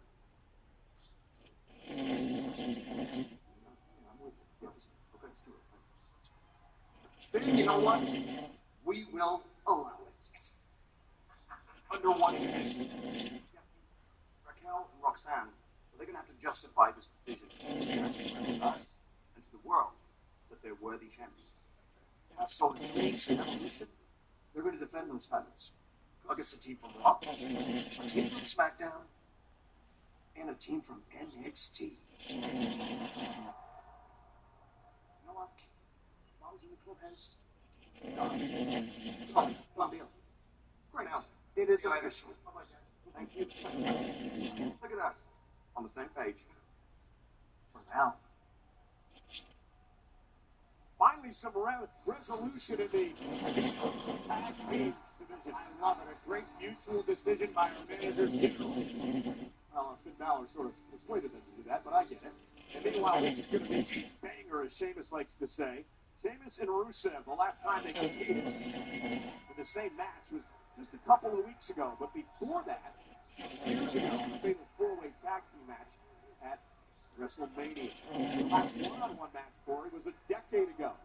And Sheamus has never beaten Rusev when it comes to one-on-one matches. That's a very special night for Sheamus as he celebrates 16 years since debuting on WWE as a member of the ECW brand back then. The Celtic Warriors go on an incredible career. And again, they were the best of friends, as Corey said. They were one part of the Nation, Sheamus, Rusev, Alberto Del Rio, and Wade Barrett. The solution to that group came when they kicked Barrett out. They thought he was the weak link. I'm always everyone has. I still today. Look at this. Collar and elbow tie. Oh, this has Big E special written all over it. And Rusev and it's going to be a pretty match. It's going to be an all-out brawl. WWE, so other superstars can learn from his mistakes and altruistic outlook on this business. Whereas Rusev believes that in his hour of need, Sheamus was nowhere to be found. And Sheamus feels that Rusev's a grown man. Rusev forged his own path, figure out his own problem. Either way, we're the beneficiaries of these two massive human beings thrown down. Sheamus and Rusev. And the Celtic Warrior bounces Rusev face first off the turnbuckle. Now take control of the matchup. For this one, it devolved into a banger. And down goes Sheamus. Yeah, good luck to Rod Zapata, our referee in this matchup. Sheamus, of course, a former four-time world champion. Toss, and Sheamus followed up with a clothesline. Now, I'm going to get this right tonight. He calls this the Predator. Correct. A modification on the Dublin Smile. The Terminator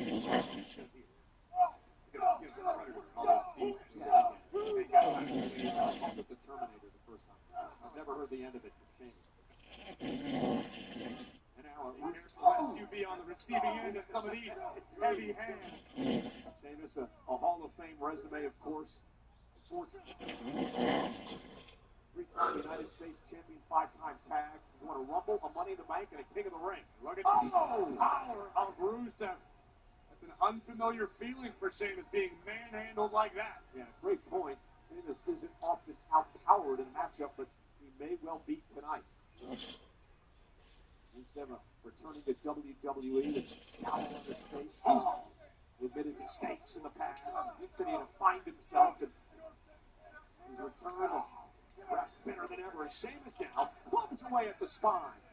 Oh, my God. Between these two might leave bruises on the front row. Oh, Sheamus catching Rusev into a power slam. Looking down in his eyes, Cole. Warrior. Furious.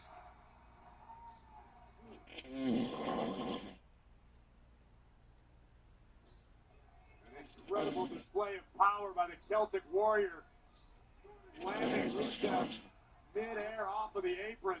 That was the tie turner that the Celtic Warrior needed. Absolutely incredible. The power of Sheamus to catch Rusev and then deliver the power slam. Sheamus back into the ring as our official. They get into the count now on Rusev. If I'm being honest, I don't foresee Sheamus taking a count-out victory. I think it's personal. I think the Celtic Warrior wants to win this one definitively. No room for error, no room for questions. His first victory over Rusev in his career if he can pull it off. And now Sheamus saying, come on, he knew Rusev was going to count. I really appreciate the methodical pace by both teams in the early moments because they have such a healthy respect for one another. They both possess. They both realize one mistake may be the end of your night. Throwing each other for a decade. Rusev with a right hand and Sheamus. Both men exchanging. Told you this wasn't going to be pretty. Style points here in WWE. It's about getting away. Shoulder first to the post. Suddenly, Sheamus in deep trouble. Shoulder would neutralize a great deal of Sheamus' offense, especially this early in the matchup. It's going to be a tough uphill battle for Sheamus from here on out. Rusev targeting the shoulder of Sheamus and Sheamus in trouble. Look at the bruises already forming on the upper left eye. He now tees off on his friend turned foe. About a size 15. And here comes Sheamus again. That's the thing about Sheamus and Rusev, the resilience of these two men. This one you think they're down and out, they just fight back. Rusev is just a weapon. Every part of his body is a weapon. No doubt about it. Rusev has spent time training in multiple martial arts. The game. You mentioned absolute powerhouse of the game. Trimmed down and more agile, perhaps quicker than he has ever been before. His flexibility is tremendous. And I think it could boil down to the gas tanks for both of these men. And that could be the reason why Rusev has gotten himself into such tremendous shape. Because we know for as big and heavy-handed as Sheamus is, he's got a gas tank on. Sheamus can go. Snap there by Rusev. Punish Sheamus. The forearm right across the cheekbone. An agonizing position for the Celtic Warrior to be trapped in. Needs to find a way out in a hurry.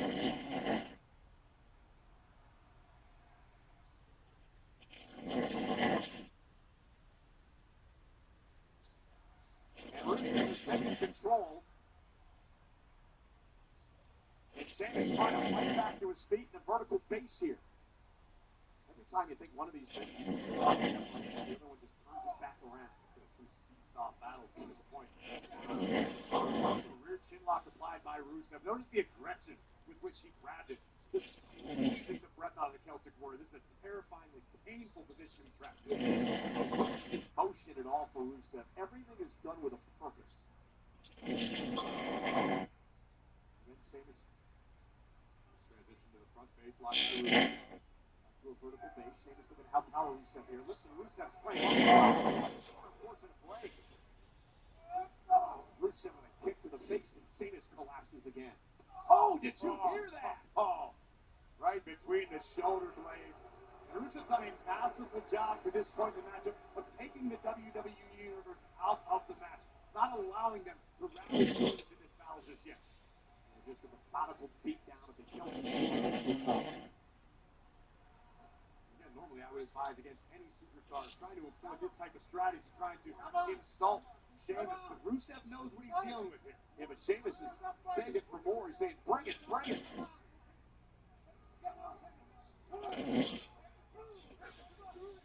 7, Celtic Warrior with staying role. He's about that. But he's just firing him up. Constant physical contact here by Rusev is firing Sheamus up. Live at the basement of Moose Tavern and Fight Club right now. Here comes the Celtic Warrior. Now it's Sheamus exploding out of the corner. Knocked down Rusev. And another one. Out there, out off the Rusev vision. Not getting up from too many of those guys. And the blows from the powerhouse Sheamus. And Sheamus, Irish curse backbreaker. Rusev's clearly inflicted a great deal of damage. Sheamus unable to use his lateral press after the Irish curse, which has brought him success in the past. He physically spent, perhaps. And Sheamus. Climb up to the top rope now. I just hope for his sake that Sheamus is thinking with a clear head. You can't let emotions get the best of you when you're dealing with someone as dangerous as Rusev. Holy cow! That could be enough. Rusev already in the ring. He kicked out at 1. How did he kick out at 1 off of that? I don't have any answers for that question. Take another look at this. A flying knee right on the chest of Rusev. Even bombs away. I mean, that was nasty and right on the money. Continues the pressure on Rusev. The fact that Rusev kicked out at 1 after that impact. No doubt, and I'm not entirely sure it wasn't instinct and instinct alone. Rusev thinks of counting, he kicked out, even though he's not in any position to get back in the fight. Sheamus was looking to get whoa, there's a spinning heel kick by Rusev. Cover now. And a kick out by Sheamus at 2. This is what we were expecting. Follow-away slam. Heavy artillery from both superstars. And here's a cover to Rusev. Another near fall for Rusev as Sheamus kicks out. Now Rusev trying to figure out what he needs to do to put Sheamus away. Hand strike to the back of Sheamus. Doesn't win you the match, but it just hurts. It's nasty. Sends a little message.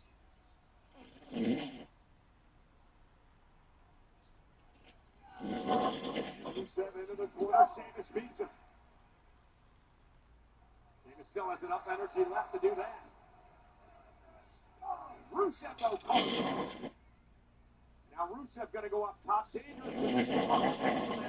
This could spell disaster. Superplex. Both men down. What a match between Sheamus and Rusev. Look at the impact.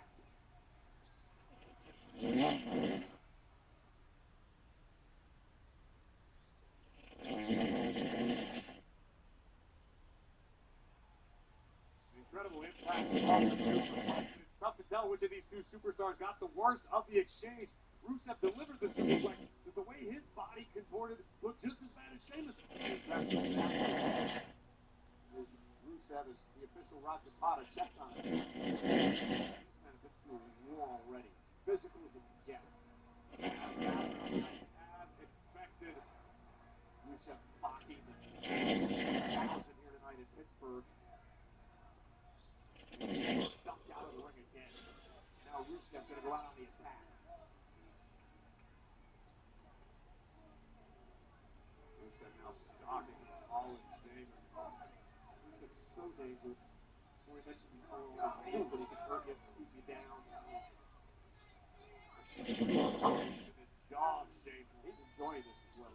One of those kicks would put a normal person in the hospital. Sheamus keeps asking for more. Rusev driven into the steps, and Sheamus buys himself some time here to try to regroup. I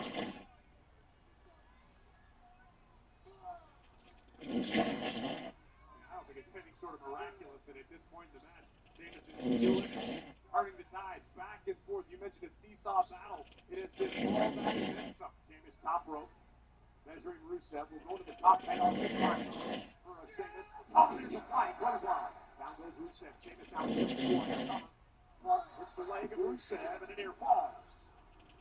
Beginning to play a factor in this matchup. The executed by Sheamus wasn't able to hook the leg the way he wanted. Both of Rusev's shoulders. And when you're dealing with someone as strong as Rusev, that's an absolute must. A couple of times Sheamus going to his neck. Of course, Rusev kicks out of it, just drops it. Again, another kick. This has just been a punishing match. Punishing is the way to describe what we're seeing. And Rusev looking to finish off his long time bitter foe. You said earlier Rusev felt like Sheamus wasn't there for him in his time of need.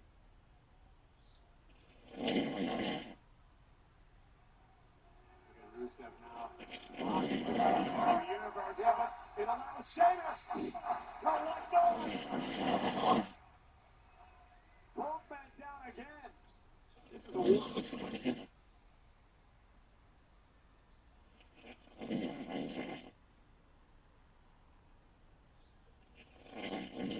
This is exactly the pace that we had expected in this matchup between Rusev and Sheamus.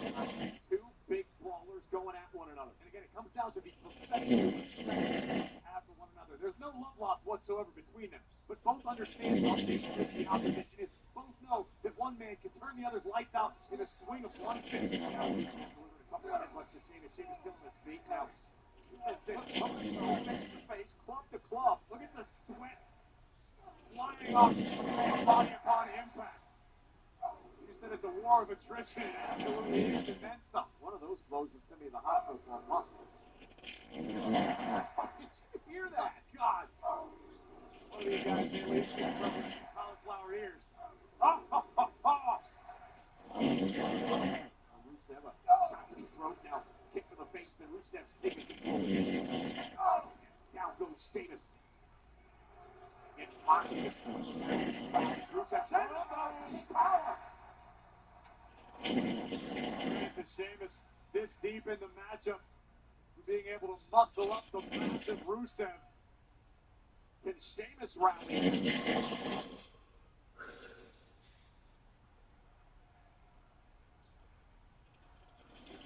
Universe here in the Steel City doing their best to rally behind the Celtic Warrior to keep Sheamus in this fight.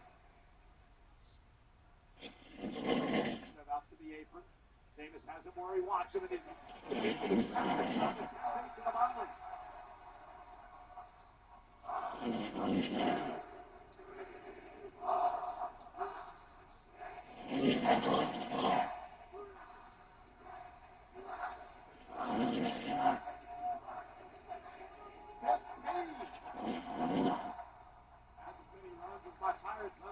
This weekend. I'll talk about that. Those blows had some mustard on them. Rusev will be feeling that for the next few days, but listen to this place behind Sheamus.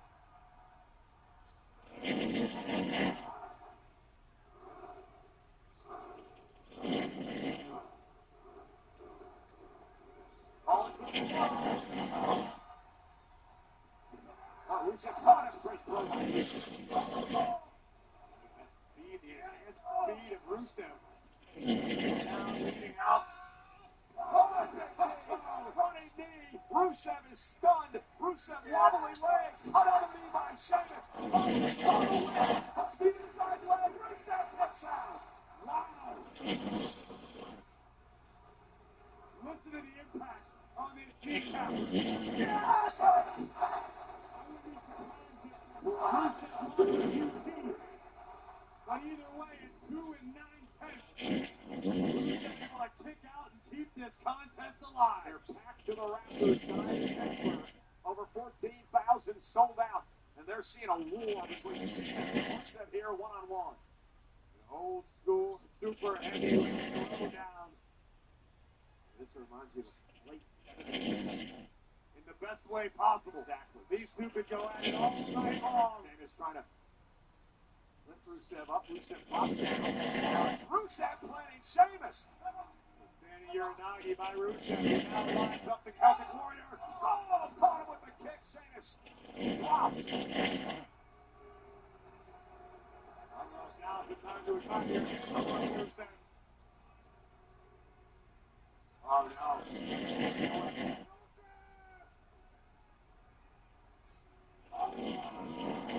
And Rusev and Sheamus has felt this move before the accolade. The submission is now locked in by Rusev on Sheamus. The accolade. That's what many champions did for Rusev over the years. When it's deep into the match, it's already tough to catch your breath. This makes it downright impossible. Not to mention the agony up and down your spine. And Sheamus trying to somehow drag himself out of the ring. I don't know if he's going to have enough power, enough strength, or enough will left. There's no way in hell. As amazing as Sheamus could be, no way. Sheamus! No way! Rusev can't believe it. Rusev driven into the corner, still hanging on. Rusev hanging on to Sheamus to support all of his body weight. Rotating and crashing to the rope to the outside. Yeah, but that broke the accolade. Oh, Sheamus! Rusev ain't getting up after that. Sheamus may not get up either. That's Sheamus' last gasp. Count of 5 now by our official. Rusev is out. Just starting to move. Sheamus has dragged himself back into the ring. What a count of 7. A count of 7. A count of 8 now. Rusev trying to recover. And Rusev just barely beat the count. Barely beat the count. At 9 3/4. But will Rusev regret that decision? Rusev was physically able to will himself back under the bottom rope, break the count of 10. Rusev does not look like a man who belongs in a fight right now. Yeah, it's jarring. Road kick in front of us by Sheamus, rocking Rusev. Sheamus kicked Rusev so hard, you need dental work. Yeah.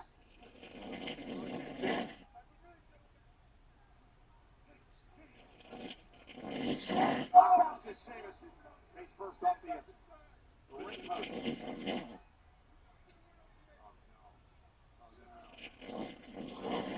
Thinking what he's thinking. Sheamus looking up Rusev. Sheamus is up.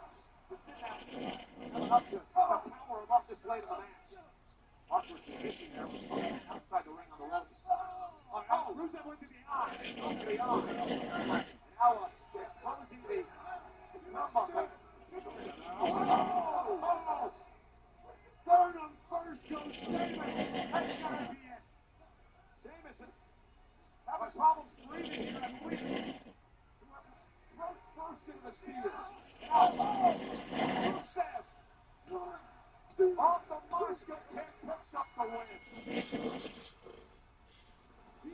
Your winner, Rusev.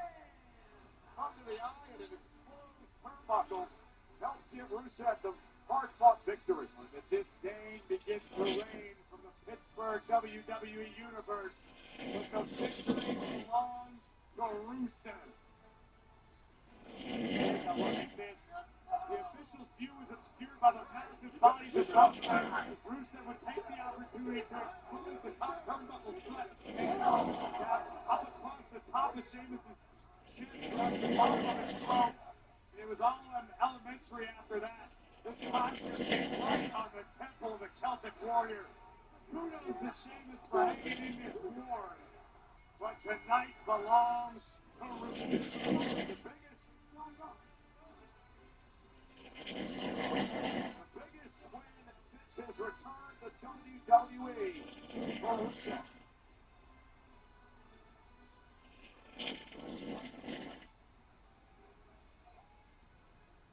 2 weeks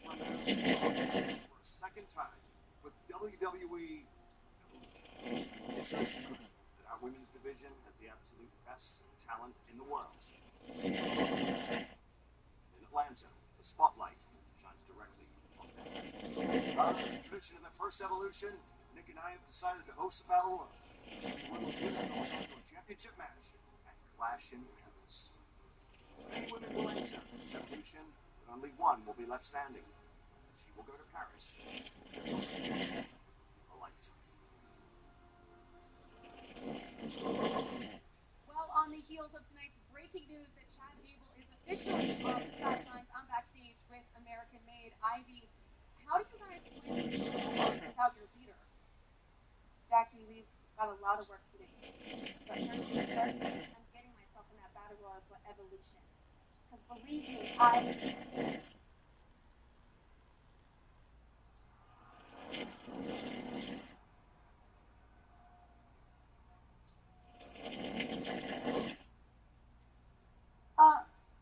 Can I get a reaction to whatever that was? No comment. All right, thank you for the time. Cole Corey, interesting development. Definitely going to try to follow up on it, but I think I see someone that we might want to talk to. Fresh off of a huge victory at Night of Champions, Sami Zayn. Congratulations on defeating Karrion Kross. I was hoping to...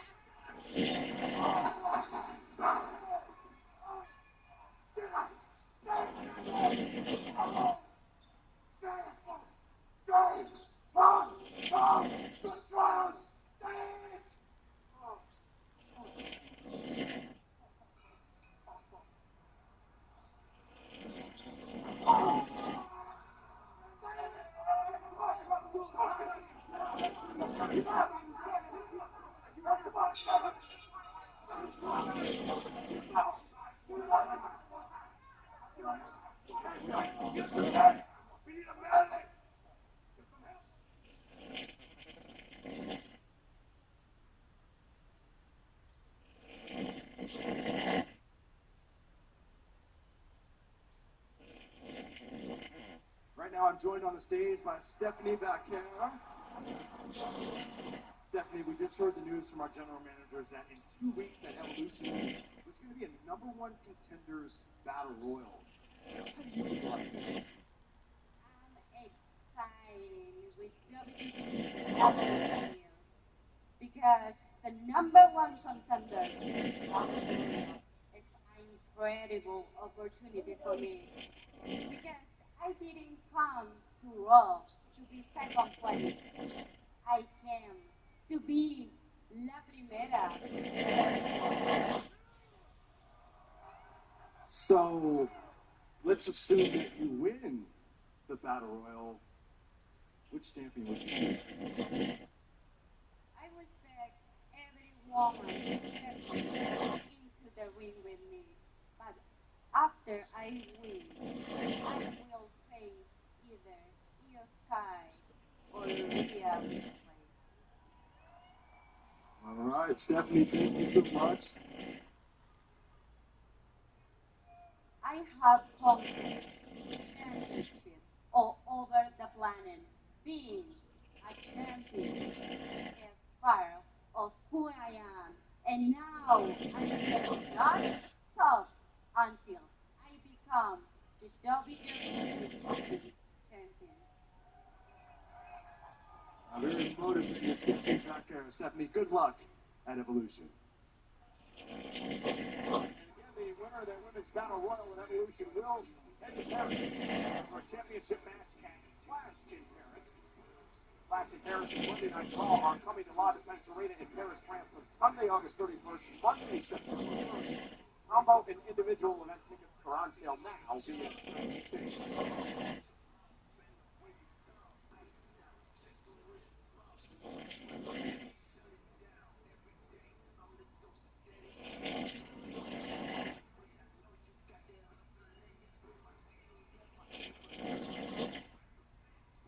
And again, Corey, Evolution shaping up to be quite the event Sunday in Atlanta. I had the honor and pleasure of attending the first one in Long Island 7 years back.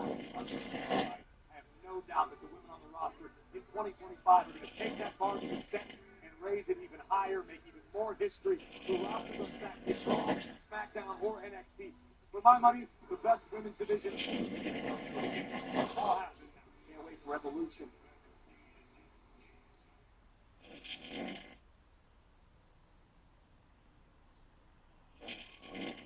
Well, ladies and gentlemen, it is going to be a big week for podcasts under the WWE banner. A lot to talk about, of course, on Raw Weekend, including how we kicked off the night tonight. That was with the World Champ Io Sky in the ring with a very special challenge. Rhea Ripley. I want to defend against the best. And that means defending against Ripley. Evolution. Rhea Ripley, the Io Sky for the Women's World Championship.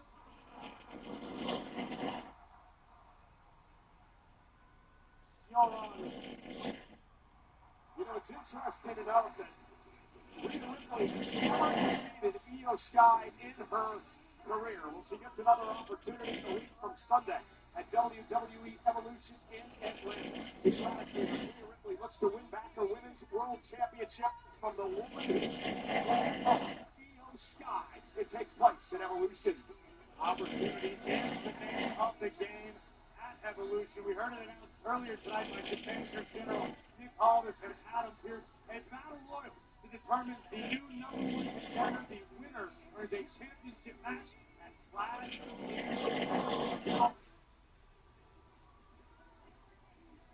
Roxanne Perez will take her place. She's the new tag team champion with Raquel Rodriguez of Judgment Day. Their first big test. It happens a week from Sunday in Evolution.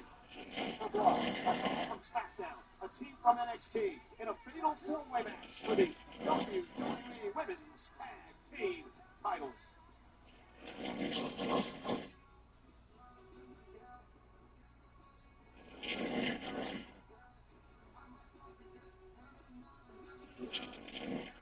There's a lot going down in the Steel City tonight. We've got the big brother in the house. Right here behind us. Big day in the Steelers organization. We've already got your old quarterback from New York, Aaron Rodgers, and we had a big trade today with the Miami Dolphins, the New York Steelers. I got big plans and big hopes this year. Well, Aaron Rodgers broke my heart, so I live to break your heart, so we got that in common. Talking about breaking hearts, look no further. Oh, breaking bones, breaking bodies, breaking people's will.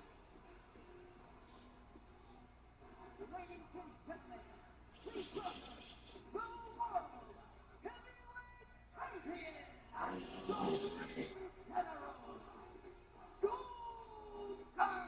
It's a massive weekend in Atlanta. A week from Saturday and Saturday night's main event, 8 o'clock on the East Coast, live nationwide at NBC and Peacock. The final time, the Atlanta Hall of Famer Goldberg will be in the ring as he battles Gunther for the World Heavyweight Championship. It was interesting when I interviewed Gunther last week. After the interview was over, we were walking out of the interview room, and I said, "Hey, you know what happens if you win the title?" He looked at me and smiled and said, "It's a dilemma, isn't it?" Well, yeah, Gunther, there's absolutely no conceivable way that happens. Atlanta, Georgia, anywhere else on the planet, the World Heavyweight Champion Gunther intends on leaving the same way he walks in, with gold around his waist and a new Hall of Famer on his list of fallen opponents.